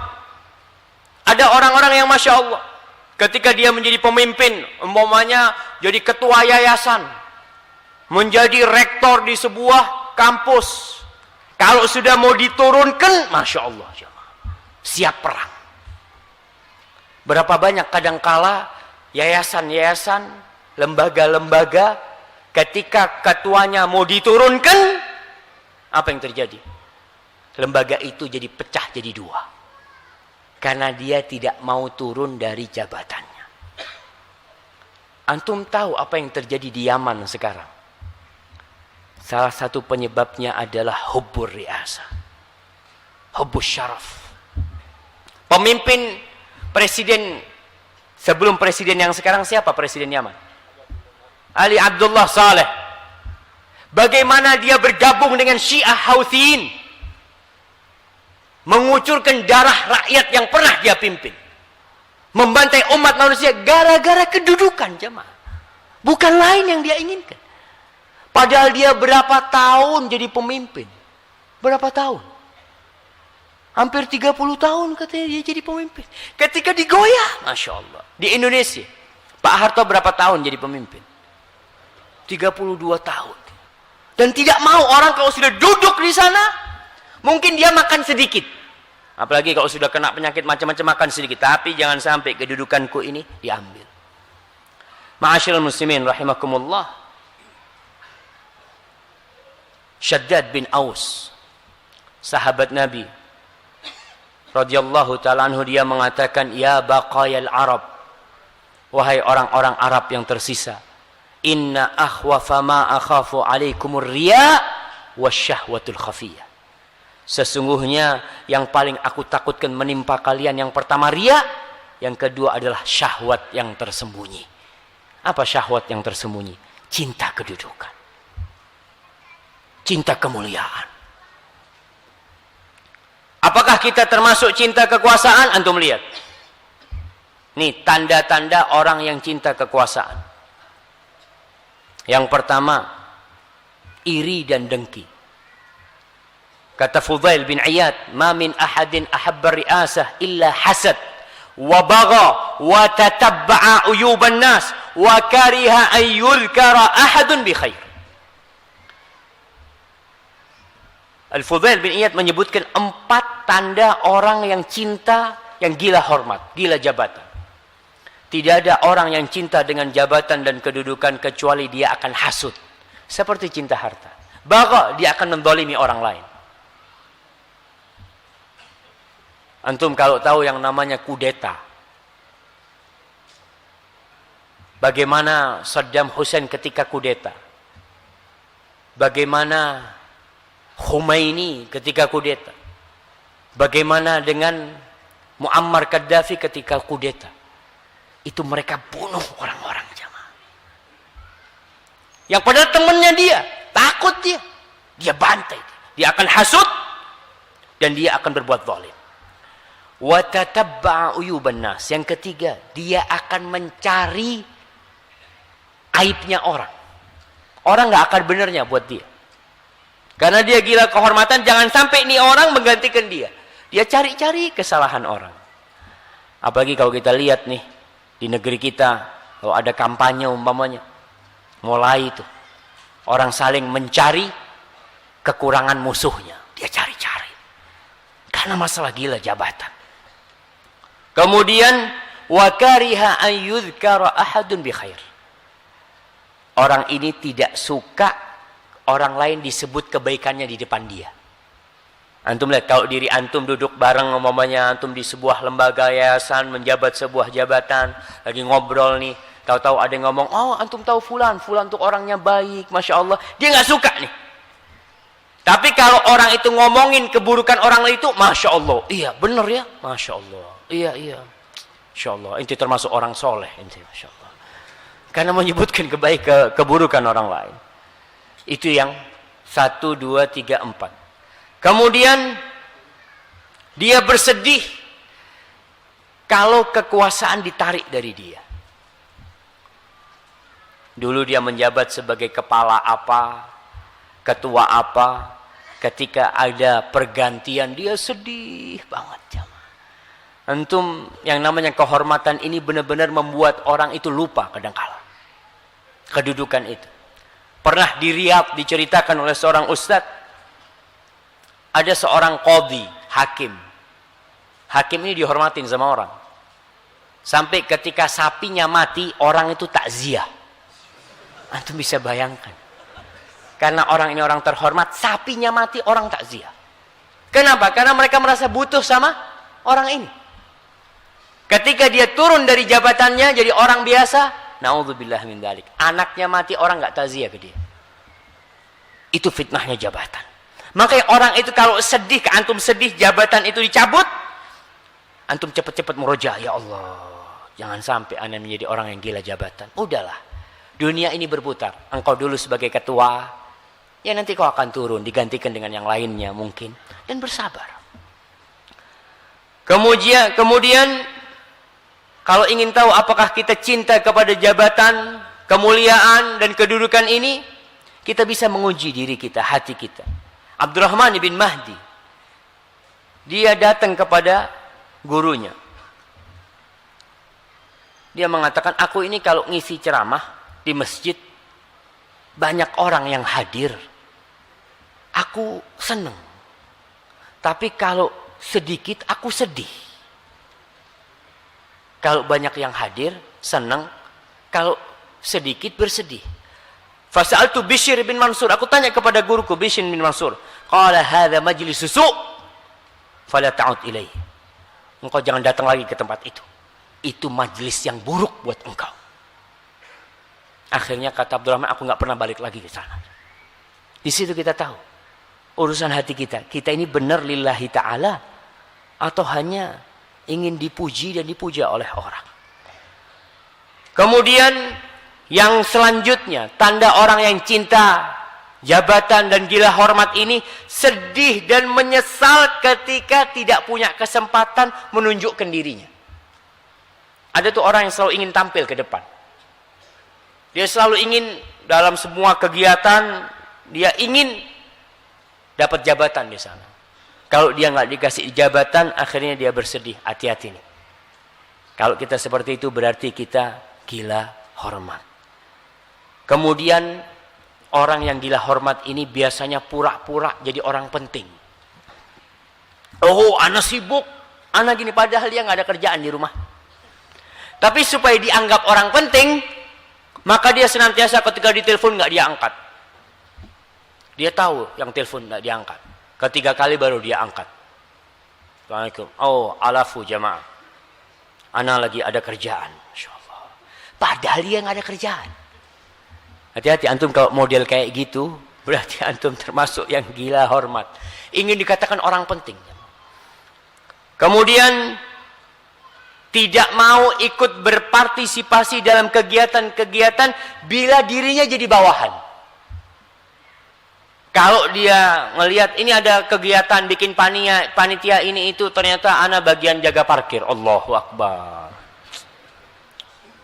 Afwan akhi, ana ada kerjaan, ana nggak bisa datang.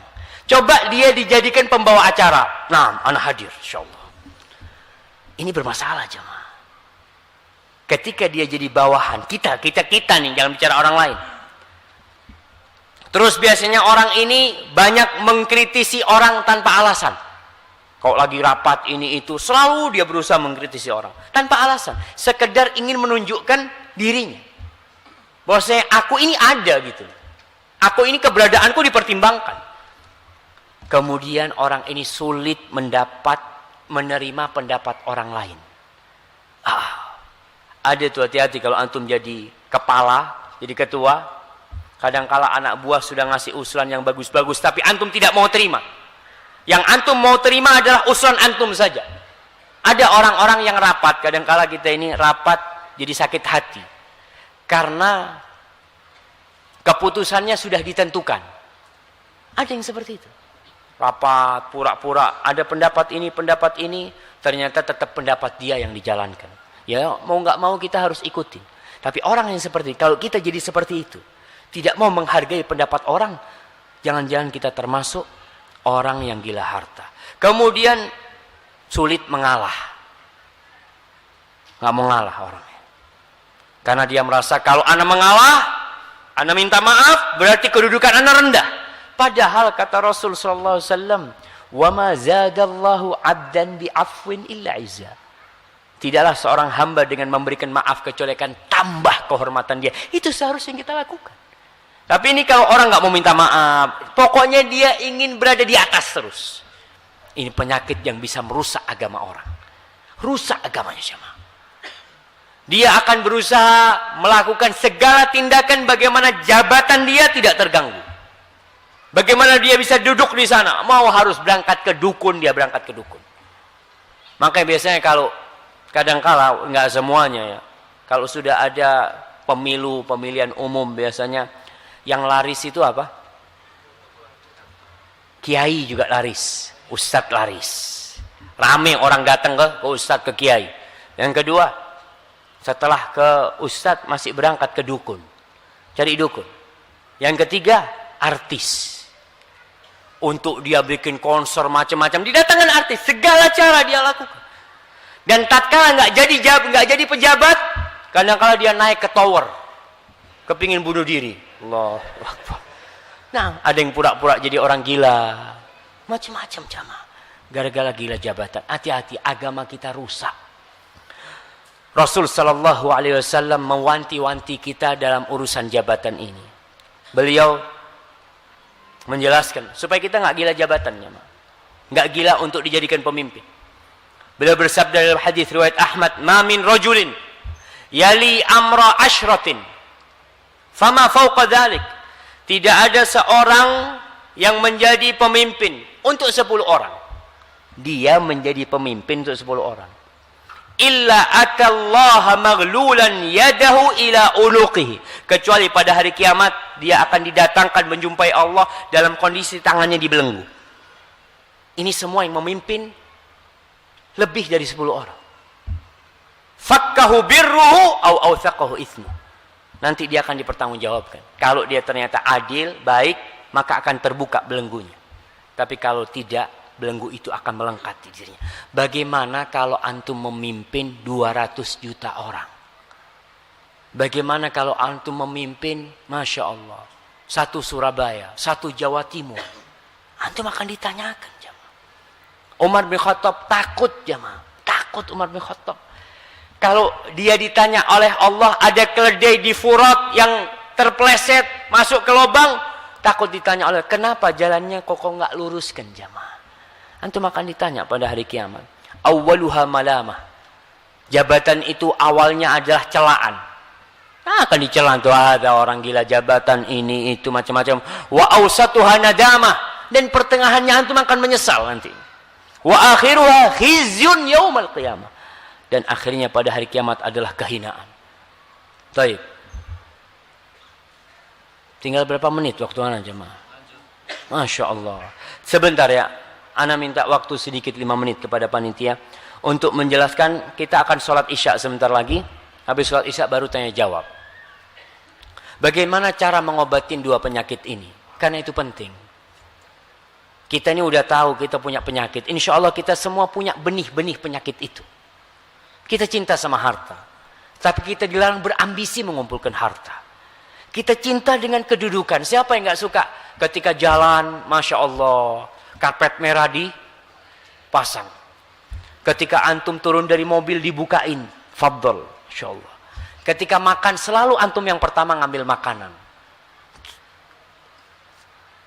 Nurani atau fitrah manusia untuk cinta hal itu. Tapi kita diperintahkan untuk bagaimana menjadikan kecintaan itu tidak untuk dunia kita. Tapi kita arahkan kepada akhirat kita. Cara mengobati dua penyakit ini yang pertama ingat mati.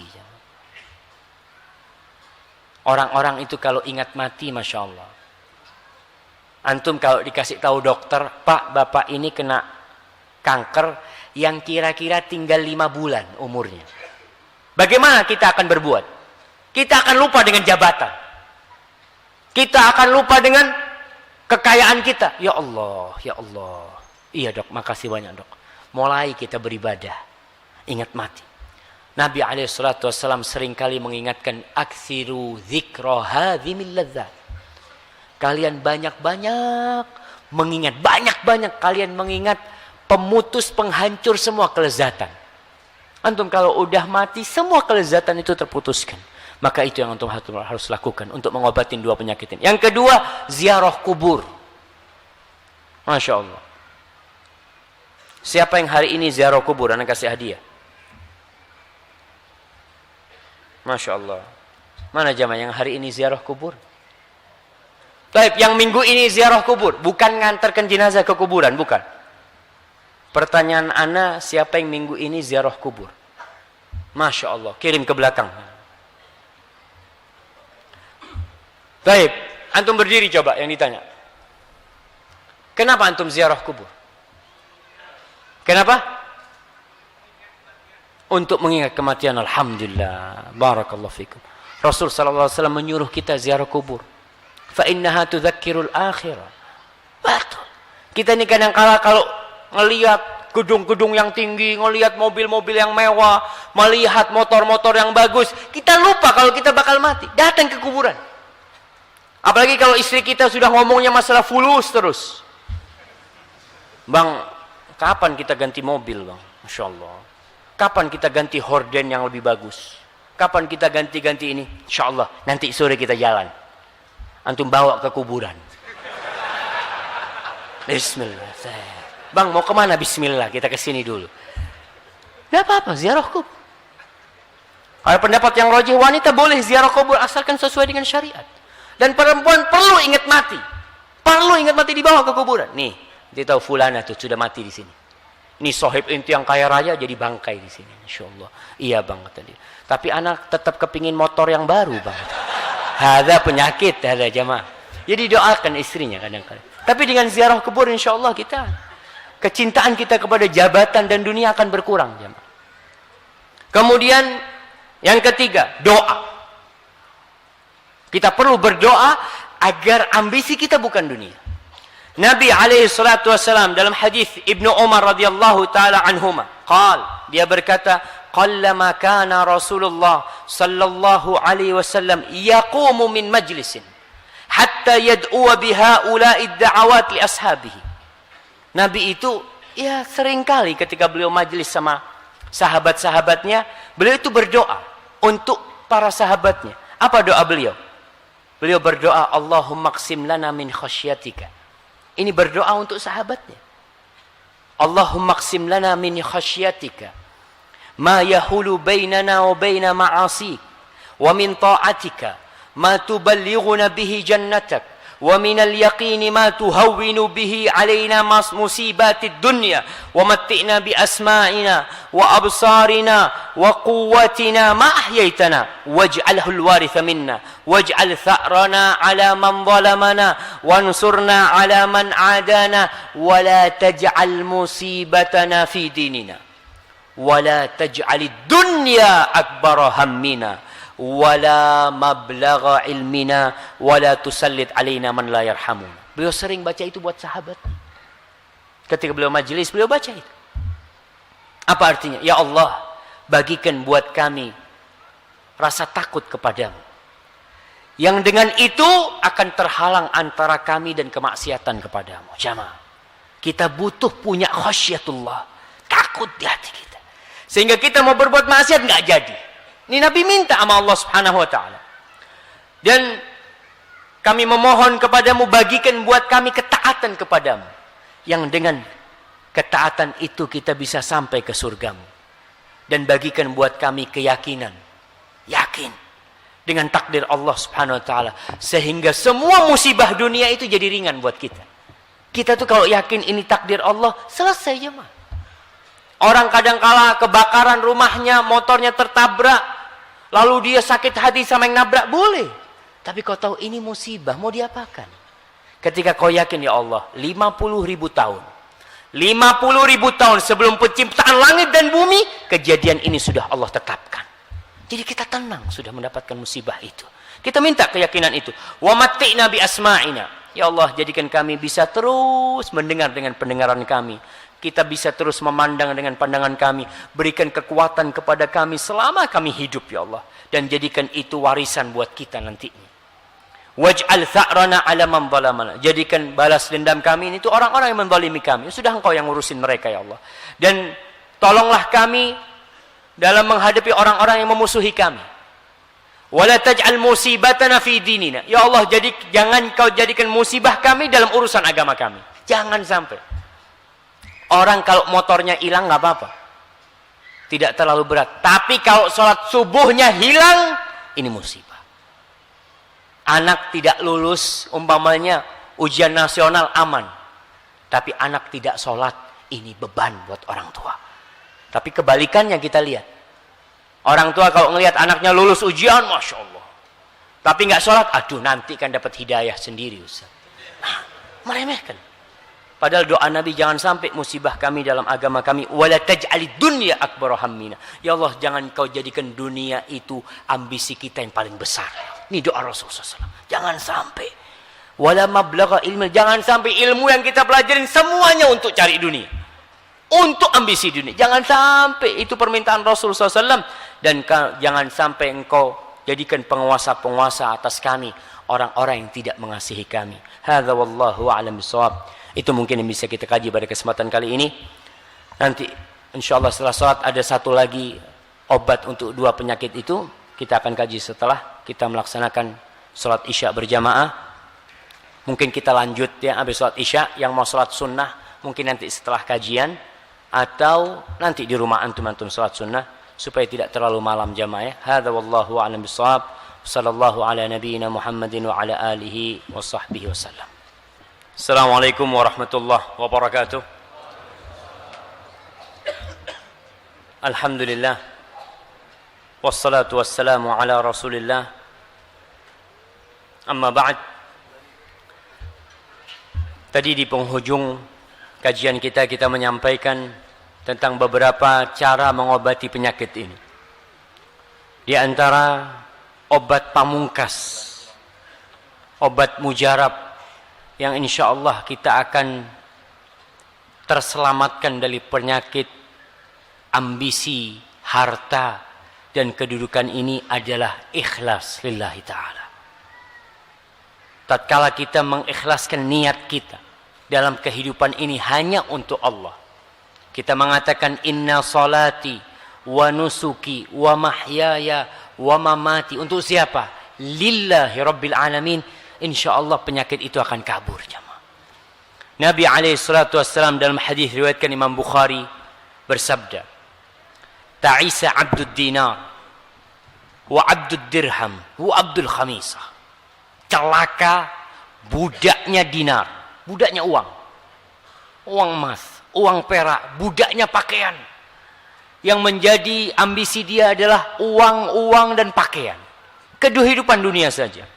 In u'tiya radhi, kalau dikasih ridho, kalau dikasih harta, dibukakan pintu dunia untuk dia, ridho. Wa in lam yu'ta sakhit, kalau dia nggak dikasih, murka kepada Allah Subhanahu wa taala. Seakan-akan kenapa aku nggak dikasih, padahal aku sudah soleh, padahal aku sudah seperti ini. Ini budaknya harta. Ta'isa wan takas, semoga celaka itu orang, kata Nabi, dan semoga terbalik dia. Wa idza syik falan taqash. Semoga kalau dia tertusuk duri, tidak bisa dikeluarkan itu duri. Ini Nabi mendoakan keburukan buat budaknya dunia. Lalu beliau mengatakan, tuba li abdin akhidhin bi'anani farasihi fi sabilillah. Ash'atha ra'suhu mughabbaratun qadamah. Ini orang, kebaikan buat orang, seorang hamba yang memegang tali kendali kudanya di jalan Allah. Rambutnya, kepalanya ini sudah penuh dengan debu. Iya, karena perjalanan yang panjang, kakinya juga penuh dengan debu. Ya enggak karu-karuan lah, kusut rambut dia. In kana fil hirasa kana fil hirasa. Ini orang, Masya Allah, kalau ditugaskan dalam penjagaan, dia laksanakan tugas pemimpinnya untuk menjaga. Wa in kana fis saqah kana fis saqah. Kalau di bagian belakang, ditaruh di bagian belakang, dia taat kepada pemimpinnya, dia di bagian belakang. Ini ista'dzan lam yu'dzan lahu. Ini orang kalau minta izin enggak dikasih izin. Orang rendahan, tidak punya kedudukan. Wa in syafa'a lam yusyaffa'. Ini orang kalau mau minta tolong buat orang lain enggak diterima syafaatnya. Tapi ini orang yang ikhlas lillahi ta'ala. Mau diletakkan di mana, siap. Begitulah antum seharusnya. Kita beramal buat Allah subhanahu wa ta'ala. Kemarin ana dikasih jabatan ini, ana amalkan. Sekarang ana diturunkan di bagian kebersihan, ya ana amalkan. Kenapa? Karena ana beramal bukan buat antum. Kita beramal buat Allah subhanahu wa ta'ala. Maka dengan cara kita mengikhlaskan niat buat Allah dalam beramal, dalam menjabat suatu jabatan, ikhlas lillahi ta'ala, maka kita diturun pun kita siap. Dimanapun kita berada, antum harus siap menjadi rajul saqah. Orang yang siap ditempatkan di mana saja, yang mungkin tidak pernah muncul di depan. Antum bisa bayangkan, sekarang ana bisa ceramah di masjid ini. Bagaimana antum bisa tenang dengan motor antum, dengan mobil antum. Itu orang-orang yang ngatur itu nggak pernah muncul di depan. Mungkin antum nggak kenal sama dia. Tapi kalau mereka orang-orang yang ikhlas lillahi ta'ala, Allah akan jaga amal perbuatannya.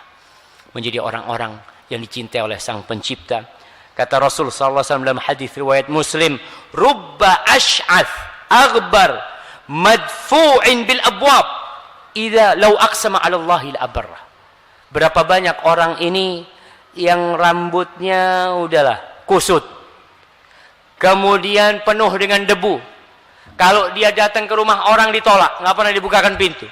Tapi kalau dia bersumpah atas nama Allah, Allah kabulkan doanya. Orang ini enggak dikenal. Mungkin kita lihat orang biasa duduk di pojok, mungkin kerjanya bersih-bersih. Kalau dia datang ke rumah kita, kita lihat, aduh dia datang lagi. Kita mungkin mengatakan seperti itu. Tapi kalau dia minta sama Allah, Allah kabulkan doa. Dia bersumpah, ya Allah, aku bersumpah dengan namamu, engkau turunkan hujan buat umat Islam, Allah turunkan hujan. Dan ada hamba-hamba yang seperti itu. Kalau dia bersumpah dengan Allah, yakin. Dan dia berharap Allah mengabulkan doanya, Allah kabulkan doanya. Jadilah antum seperti itu. Yang tidak harus muncul di televisi, tidak harus berada di atas mimbar, tidak harus senantiasa diingat namanya oleh orang, tapi malaikat-malaikat Allah senantiasa mengingat nama antum. Hadza wallahu a'lam bissawab. Sallallahu ala nabiyyina Muhammad wa ala alihi wa sahbihi wasallam. Mungkin kita masuk ke sesi tanya jawab.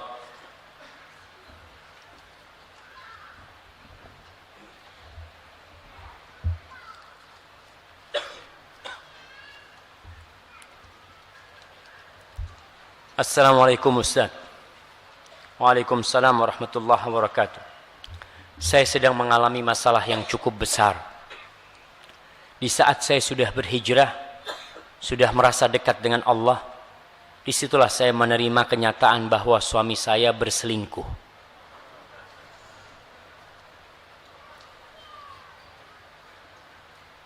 Benar dia berselingkuh. Jangan-jangan dia kawin lagi. Iya jamaah, perlu hati-hati kita kalau ngomong masalah ini. Kadang-kala wanita itu pencemburu. Mungkin si lakinya kawin lagi. Tapi kalau benar lelakinya ini telah berzina. Bahkan di saat posisi saya sedang hamil. Lalu sebagai wanita yang masih merindukan surga, bagaimana sebaiknya sikap saya? Yang pertama, bersabar. Semua orang itu diuji dalam kehidupan ini. Bukan cuma anti yang mendapatkan ujian itu. Ada orang yang difitnah berzina. Ada orang yang diuji memiliki suami yang mungkin dia benar berzina. Ada yang diuji dengan orang tuanya yang minum-minum. Ada yang suaminya kadang-kala narkoba. Masya Allah, ana dengar seorang wanita cerita, dia itu punya suami, akhirnya dia cerai. Ana punya suami Ustaz, ana itu dikancing di kamar untuk nyabu sama dia Ustaz. Dipaksa sama suaminya untuk nyabu. Akhirnya dia lari dari jendela, na'udzubillah min dzalik. Maka kondisi wanita ini yang pertama bersabar dan berusaha diperbaiki suaminya.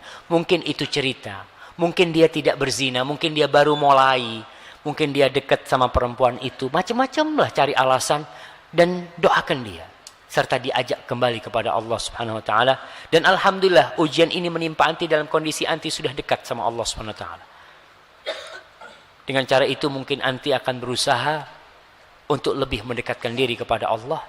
Dan kalau akhirnya sudah tidak bisa diperbaiki, anti boleh minta cerai nanti akhirnya.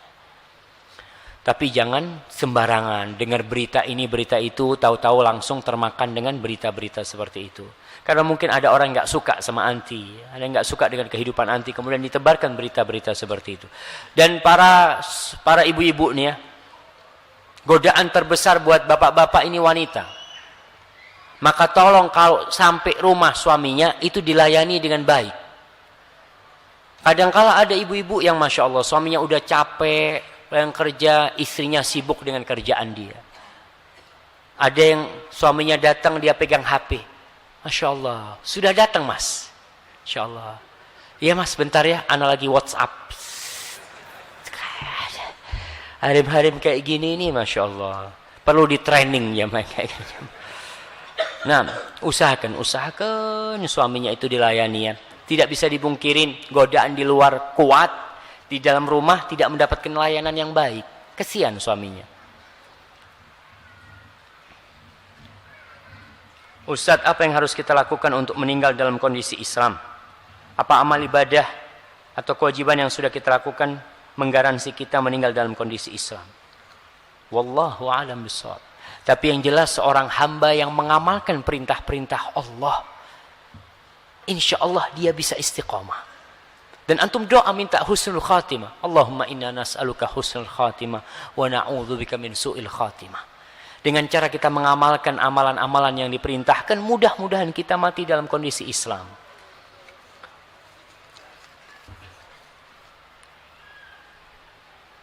Assalamualaikum.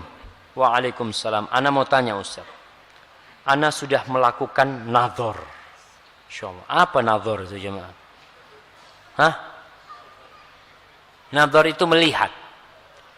Tapi ini karena nadhor itu melihat secara umum. Melihat wanita di jalan disebut nadhor juga. Dan melihat calon istri itu tidak harus ketemuan. Bisa jadi kita ngelihat dari jauh. Lagi kajian di masjid, nanti itu calon yang kau akan lamar akan lewat. Engkau duduk di sini pura-pura baca Quran. Insyaallah. Pura-pura baca Quran. Dia nazar, itu lewat udah nazar disebut. Jadi nggak harus ke rumahnya duduk berdua. Orang itu salah ketika berpikir nazar itu harus datang menjumpai dia. Enggak, bisa jadi dari jauh. Karena Rasul sallallahu alaihi wasallam ketika sahabat mau menikah dan dia belum melihat, Nabi bertanya kepada dia alaihi salatu wasallam, "Anazarta ilaiha?" Kau udah ngelihat tuh calon istri? Belum. Qala anzur ilaiha. Kau lihat. Apa kata sahabat ini? Fatakhabbatu laha. Maka aku sembunyi-sembunyi ngelihat tuh perempuan. Itu nazar. Dalam artian kalau antum nggak cocok setelah nazar, dia nggak tahu kalau antum mau melamar dia. Itu mungkin lebih nyaman. Tapi kalau setelah nazar, ada ikhwan-ikhwan yang kerjanya nazar doang. Nazar sana, nazar sini, nazar sana. Nggak cocok semuanya. Kesian tuh perempuan. Kesian tuh perempuan. Lebih baik antum ngelihat dari jauh nih. Calon yang kau mau lihat tuh dia sekolah di sini. Kau lihat tuh nanti dari jauh mamanya. Dalam kondisi dia belum tahu kalau di nazar. Sehingga kalau nggak jadi tidak terlalu perasaan buat dia. Ini ana sudah melakukan nazar. Terus kesepakatan kedua belah pihak untuk melakukan pernikahan 1 tahun lagi.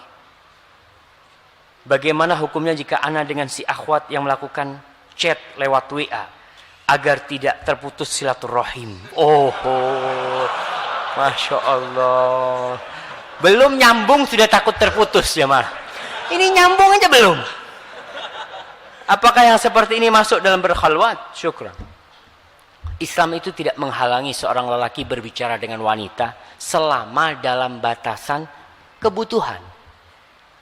Kalau memang butuh berbicara tentang persiapan pernikahan umpamanya, apa yang harus dipersiapkan, bertanya tentang mahar, macam-macam. Tapi kalau pertanyaannya lagi ngapain, Insya Allah langsung ada bunga-bunga, ya bahaya. Kalau gitu enggak lah, jangan, karena itu merusak hubungan antum nanti. Karena belum tentu dia jadi istri antum, belum tentu. Dan bisa jadi di tengah jalan salah satu meninggal dunia atau ada masalah yang memisahkan kalian berdua. Makanya kalau mau jamaah ya, ada sebuah nikah ini, antum bisa nikah sekarang nih nikah, tapi kumpulnya tahun depan. Boleh. Akad nikahnya sekarang. Makanya antum kadang-kala bingung ketika membaca beberapa penjelasan para ulama, orang menikah tapi belum kumpul, lalu meninggal dunia. Seperti itu modelnya. Dia menikah sudah akad, tapi baru akan kumpul 2 tahun lagi. Nabi SAW menikah dengan Aisyah, beliau sudah akad, tapi kumpulnya setelah 2 tahun. Nggak apa-apa. Jadi antum lakukan itu supaya halal, chatting halal, duduk halal. Biasanya ini sampai hari ini masih dilakukan di Madinah. Jadi orang menikah itu melamar, nikah ya sekarang menikah. Sudah. Tapi kumpulnya setelah walimah tahun depan.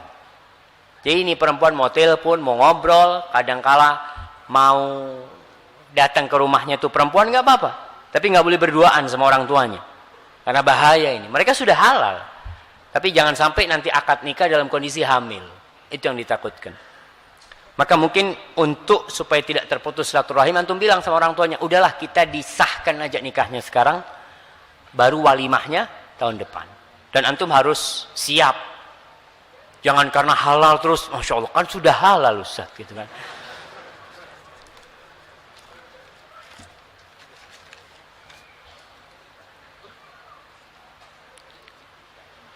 Cara supaya agar menjaga iman naik terus, agar imannya tidak naik turun. Nggak bisa jamaah. Iman itu naik turun. Kalau antum mau naik terus jadi malaikat antum nanti. Nggak bisa. Al-iman itu sudah yazid wa yanqus, naik turun. Oleh karena itu para sahabat Nabi imannya naik turun.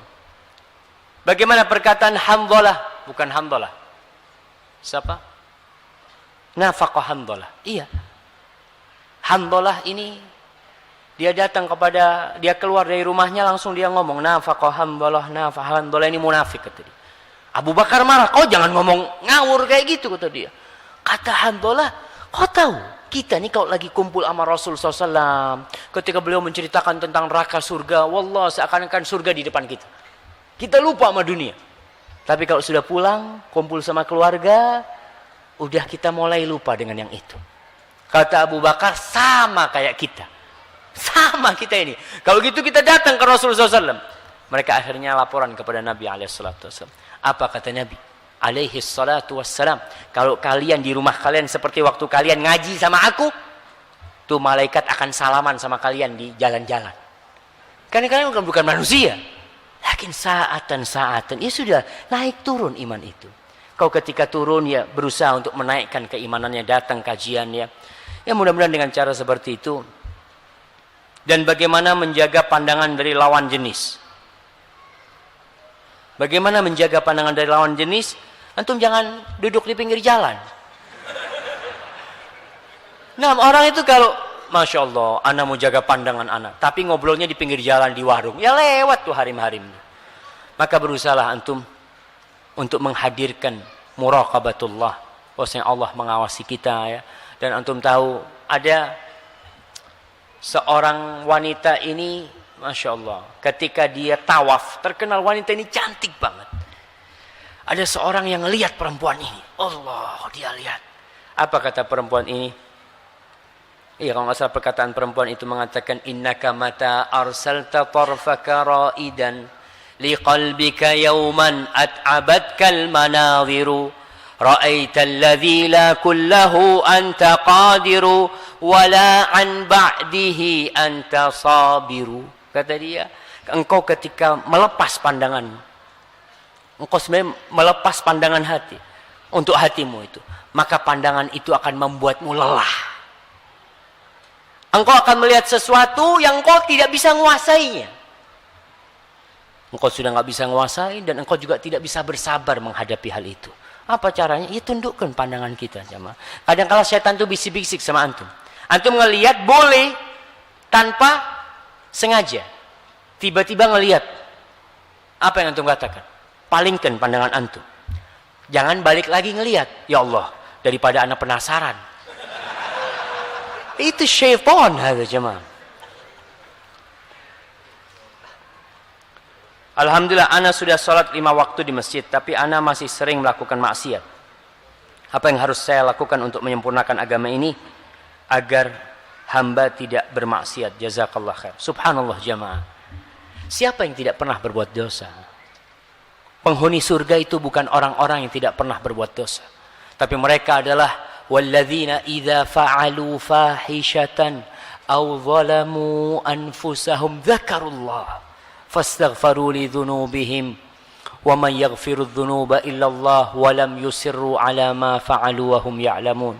Orang-orang yang bertakwa yang mereka kelak dijanjikan surga adalah ketika mereka berbuat dosa besar atau mereka menzalimi diri mereka, maka mereka ingat kepada Allah Subhanahu wa taala. Maka antum ketika berbuat dosa langsung taubat. Dan jangan balik lagi, niat untuk tidak mengulangi. Taubat dengan sebenar-benarnya taubat. Dan jangan ditunda-tunda. Anak kayaknya belum siap bertobat. Jangan. Antum sudah bertobat. Niat untuk tidak mengulangi. Perkara nanti terjebak dalam dosa itu, antum kembali lagi kepada Allah Subhanahu wa taala. Dan agar antum terjaga dari maksiat itu, jauhi tempat-tempat yang membuat antum berbuat maksiat. Kalau antum biasa berbuat maksiat di tempat sepi, jangan suka ke tempat yang sepi. Kumpul sama teman-temannya. Mudah-mudahan dengan seperti itu antum lebih terjaga. Perbanyak aktivitas yang menunjukkan keimanan, sehingga antum bisa terjaga dari dosa-dosa tersebut. Hadza wallahu a'lam bissawab.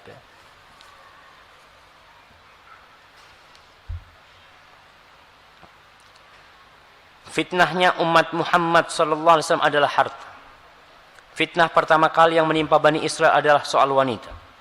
Pertanyaannya, adakah riwayat atau kisah yang menerangkan adanya fitnah wanita yang merusak di kalangan Bani Israel?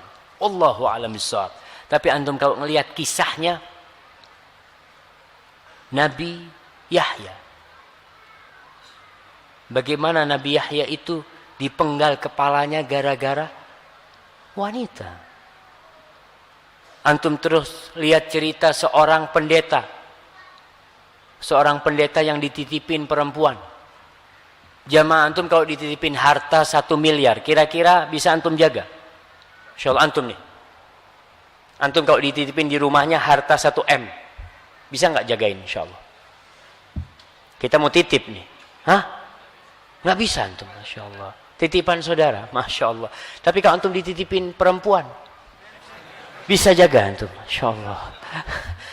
Orang kalau dititipin uang 1 miliar, insya Allah dia jaga. Tapi dititipin perempuan, Masya Allah, anak berusaha untuk menjaga. Aduh, ada. Hati-hati. Itu fitnah terjadi di Bani Israel yang diceritakan oleh Ibnul Jauzi dalam kitab Talbis Iblis, seorang pendeta yang dititipin perempuan. Dia mengatakan, enggak, aku enggak mau. Kata dia, siapa yang mau jaga perempuan ini? 3 pemuda mau berjihad, adiknya enggak ada yang jagain. Ya udah, kata pendeta itu, boleh kau titipkan aku, tapi tidak kumpul sama aku. Rumah di depan rumah pendeta itu. Pelan-pelan sampai akhirnya berzina, naudzubillah, dan dibunuh itu perempuan. Itu gara-gara wanita ya. Wallahu a'lam bishawab.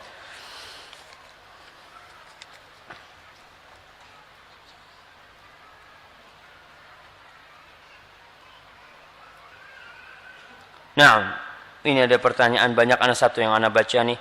Rukun Islam ada 5. Kenapa kalau menjalankan rukun yang kelima dapat titel haji atau hajah? Sedangkan menjalankan rukun yang 1, 4 kok nggak dapat titel seperti Pak Syahadat, Pak Sholat, Pak Zakat, Bu Puasa? Nggak ada jamaah. Titel haji itu pun sebenarnya tidak ada. Nggak ada titel dalam Islam haji gitu ya. Orang yang sudah berhaji, kemudian haji 2 kali, ditulis H kuadrat, haji 3 kali, ya itu nggak ada sebenarnya. Gelar-gelar seperti itu. Itu cuma panggilan orang seperti itu. Nggak ada, wallahu a'lam bishawab. Sama, sebagaimana sholat nggak ada gelar, haji sebenarnya tidak ada gelar. Cuma haji itu akhirnya menjadi kebanggaan. Antum pernah dengar Haji Muhammad SAW? Pernah disebut nama Nabi kita dengan haji? Pernah disebut nama Abu Bakar dengan haji? Nggak ada. Nggak ada.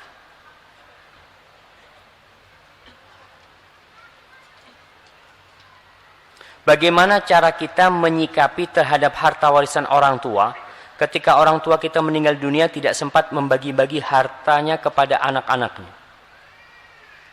Ya itulah yang namanya warisan. Jadi orang tua ketika mati hartanya jadi warisan. Kalau dibagi ketika hidup bukan warisan. Karena kebanyakan sebagian besar kita akan terjadi perselisihan antar saudara kandung. Meski pembagian harta warisan dibagi secara syar'i, kebanyakan orang belum bisa nerima secara ikhlas. Subhanallah jemaah. Yang pertama, kalau antum dapat warisan, segera dibagi. Mungkin antum tidak butuh. Kan ada orang yang tidak butuh dengan warisan itu. Nantilah katanya dibagi, kata dia. Tapi mungkin keluarga antum ada yang butuh. Ana ingat ketika kakek ana meninggal. Itu warisannya dibagi. Rumah warisannya. Karena rumah itu ditempatin sama kakak paling tua. Akhirnya nggak sempat dibagi.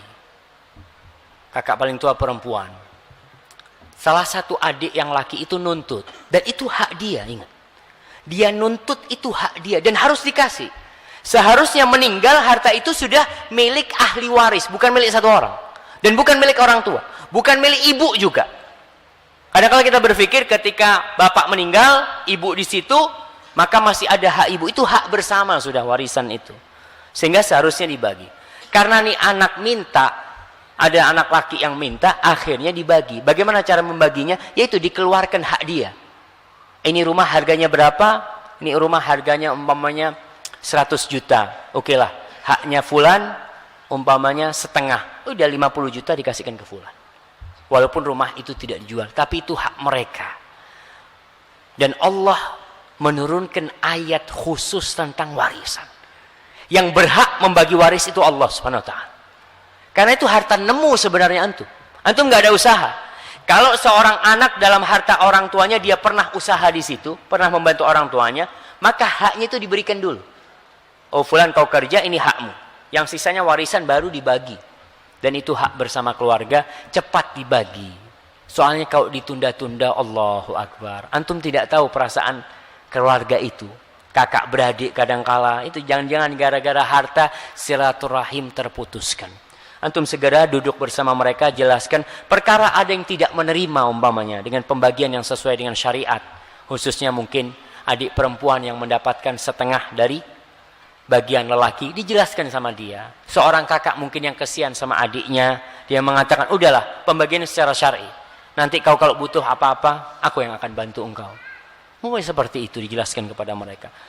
Dan wanita ini dapat separuh, tapi buat diri dia sendiri, jamaah. Kalau lelaki dapat 1, buat siapa?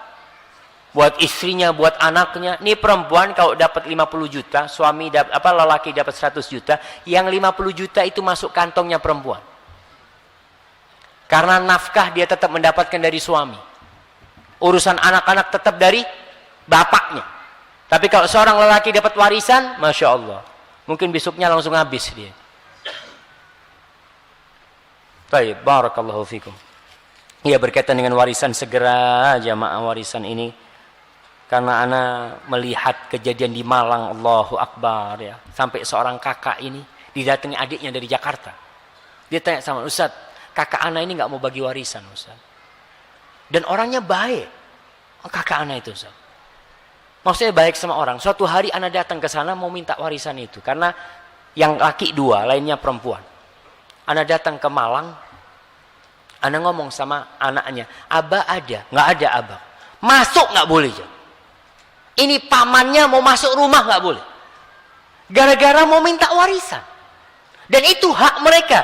Jangan malu minta warisan, itu hakmu. Kau minta. Karena dia minta juga buat yang perempuan-perempuan. Akhirnya nih si adik yang laki ini diam di warung dekat rumah situ. Dapat berapa menit ternyata abangnya itu ada naik mobil keluar rumah. Gara-gara mau minta warisan. Dan itu bukan hak dia. Berikan kepada yang memilikinya. Assalamualaikum Ustaz. Ada doa supaya kita diberi hakikat hati yang qanaah. Nah. Apa di antara doa Rasul SAW? Allahumma inni as'alukal huda wa tuqa wal afafa wal ghina. Allahumma a'inni ala dzikrika wa syukrika wa husni ibadatika. Itu doa-doa supaya kita pandai mensyukuri nikmat Allah Subhanahu wa taala.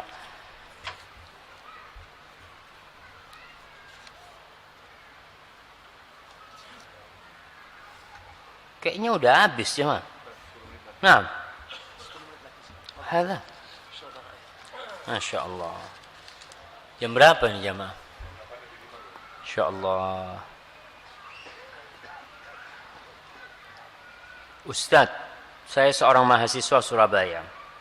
Di sini saya mengikuti sebuah organisasi kemanusiaan yang inti misinya yaitu menolong sesama manusia di bidang medis khususnya. Dalam setiap acara program terdapat maksiat-maksiat yang pasti ada. Seperti ikhtilat saat rapat dan lain-lain. Di sini saya ingin menasihati sebisa mungkin. Namun di sisi lain saya takut terjerumus. Mohon nasihatnya Ustaz. Ya antum lihat kondisi antum. Ketika antum bisa memberikan warna di situ, antum bisa menjadikan ikhtilat itu berkurang sedikit demi sedikit. Mudah-mudahan dengan cara seperti itu termasuk dakwah antum.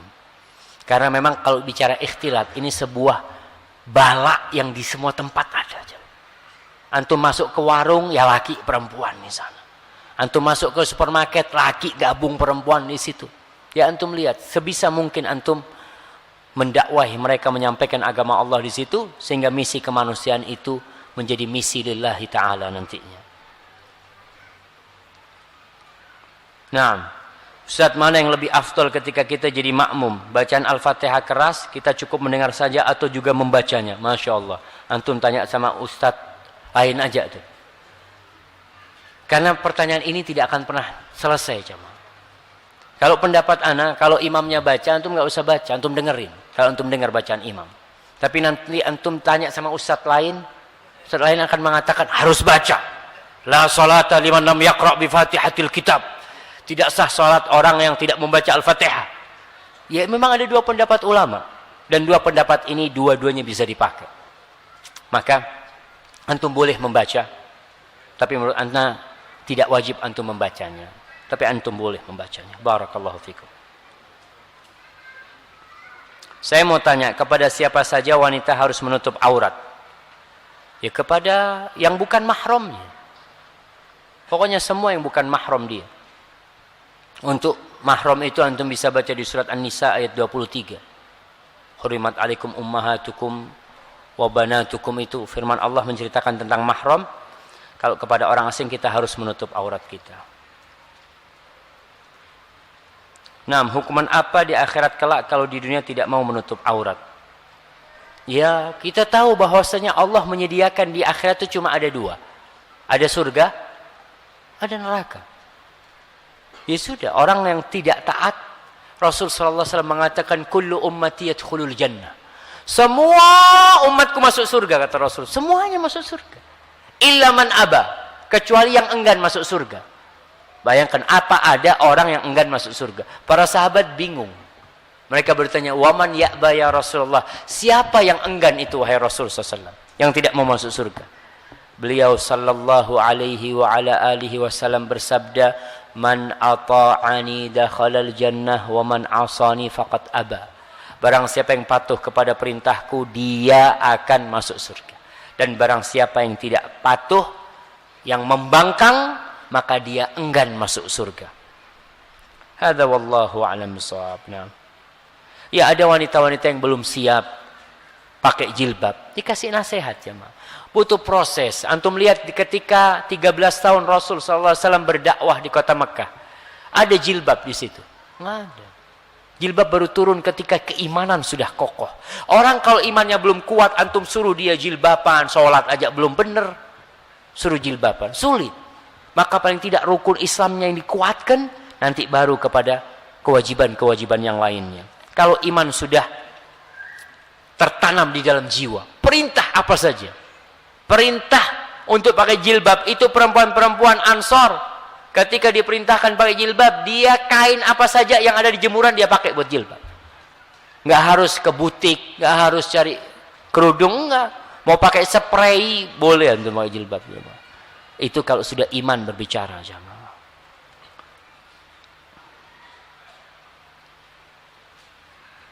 Masya Allah. Afwan, sebelumnya mohon Ustadz dan jamaah yang hadir untuk mendoakan ana semoga tahun depan bisa menjalankan sunnah Rasulullah Sallallahu Alaihi Wasallam, yaitu pernikahan. Amin.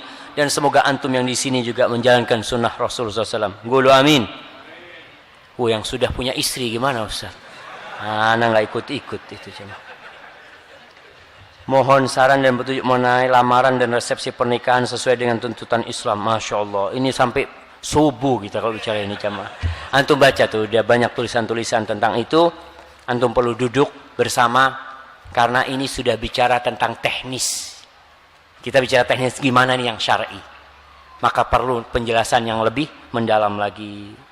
Hadza wallahu a'lam. Bagaimana Al-Qur'an menanggapi fenomena LGBT? Jamaah, LGBT itu akan datang. Sekarang lagi digarap. Lagi digarap. Dia itu muncul ke permukaan sebentar, ditolak. Dia godok dulu di dalam.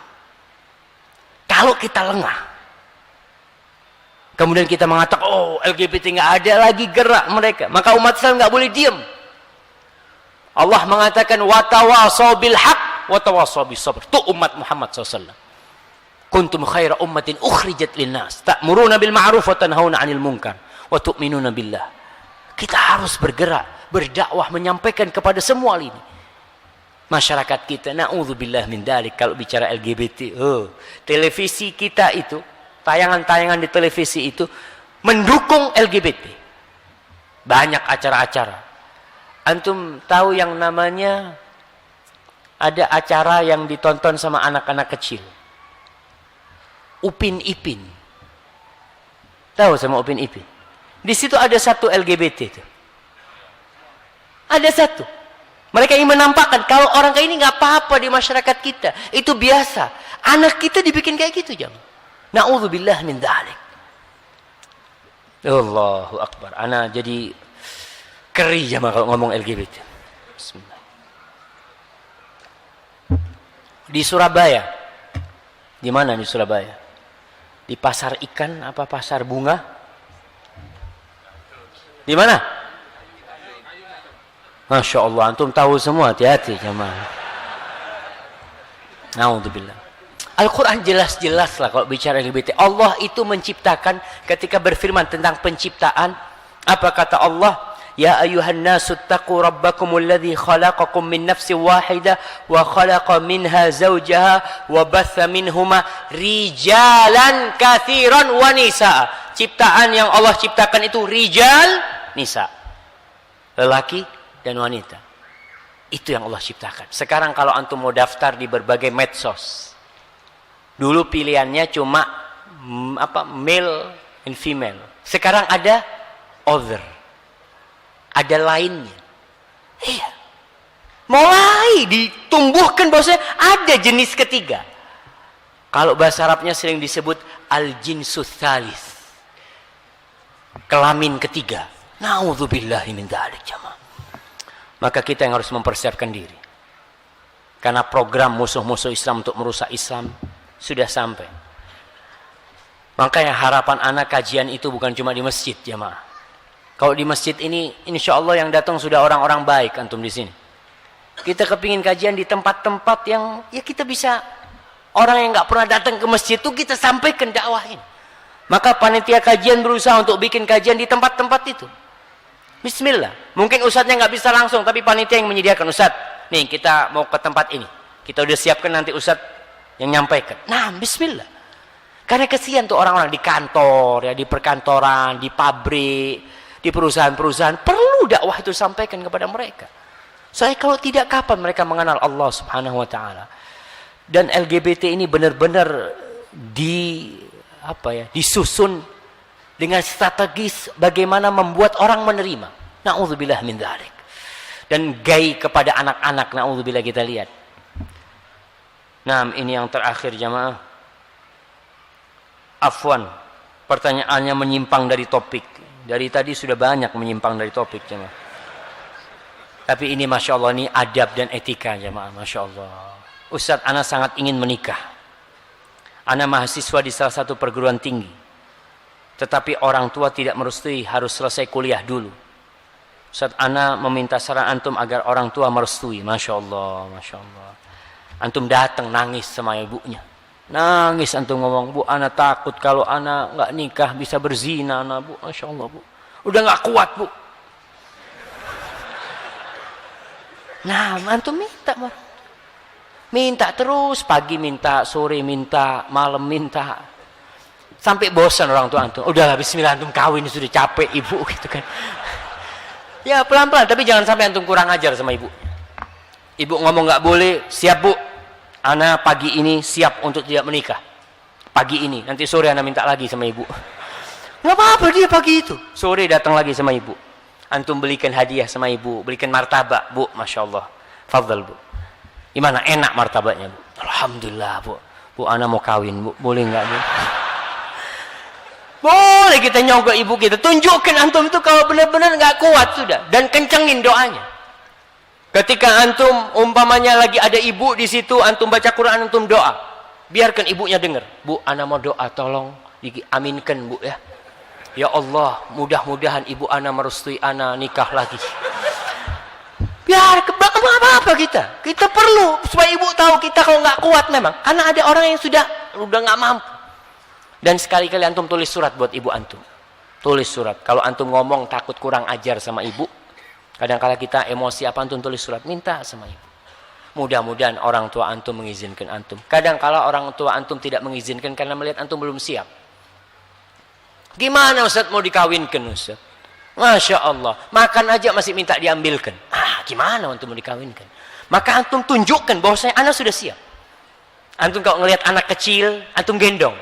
Supaya lihat bapaknya, saya sudah bisa gendong anak, Pak. Syok. Ya perlu kita menunjukkan bahwasanya kita ini udah benar-benar siap jamaah. Karena anak lihat ada orang tua kalau ngelihat anaknya itu sudah mulai senang sama anak kecil, oh kepingin punya anak, ini anak sudah. Iya, sudah kasih sayang buat anak-anak kelihatan, insya Allah orang tua antum mudah-mudahan. Tapi kalau belum merestui ya antum sabar dengan berpuasa antum. Ya udahlah, tahan diri dengan berpuasa, menahan diri. Semoga Allah membukakan pintu hati orang tua antum dan merestui antum. Jangan memaksa. Hadza wallahu a'lam bishawab. Itu yang bisa Anda sampaikan pada kesempatan kali ini. Apabila itu benar itu dari Allah Subhanahu wa taala, kalau ada yang salah dan kurang berkenan itu dari diri ana pribadi, Allah dan Rasulnya terbebaskan dari kesalahan itu. Ana berterima kasih kepada semua panitia yang telah ikut andil berpartisipasi atas jalannya kajian ini, khususnya kepada pihak takmir masjid dan yayasan Masjid Mujahidin ini. Semoga Allah menjaga mereka dan menerima amal kebajikan mereka. Dan antum semua yang hadir ke tempat ini, semoga pulang dari tempat ini diampuni dosa-dosa antum. Allahumma qsim lana min khasyatika ma tahulu bihi bainana wa baina ma'asik, wa min ta'atika ma tuballighuna bihi jannatak, wa min al-yaqini ma tuhawwinu bihi alaina masa'ibad dunya. ومتئنا بأسماعنا وأبصارنا وقوتنا ما أحييتنا واجعله الوارث منا واجعل ثأرنا على من ظلمنا وانصرنا على من عادانا ولا تجعل مصيبتنا في ديننا ولا تجعل الدنيا أكبر همنا ولا مبلغ علمنا ولا تسلط علينا من لا يرحمنا ربنا آتنا في الدنيا حسنة وفي الآخرة حسنة وقنا عذاب النار وسبحان ربك رب العزة عما يصفون وسلام على المرسلين والحمد لله رب العالمين والسلام عليكم ورحمة الله وبركاته.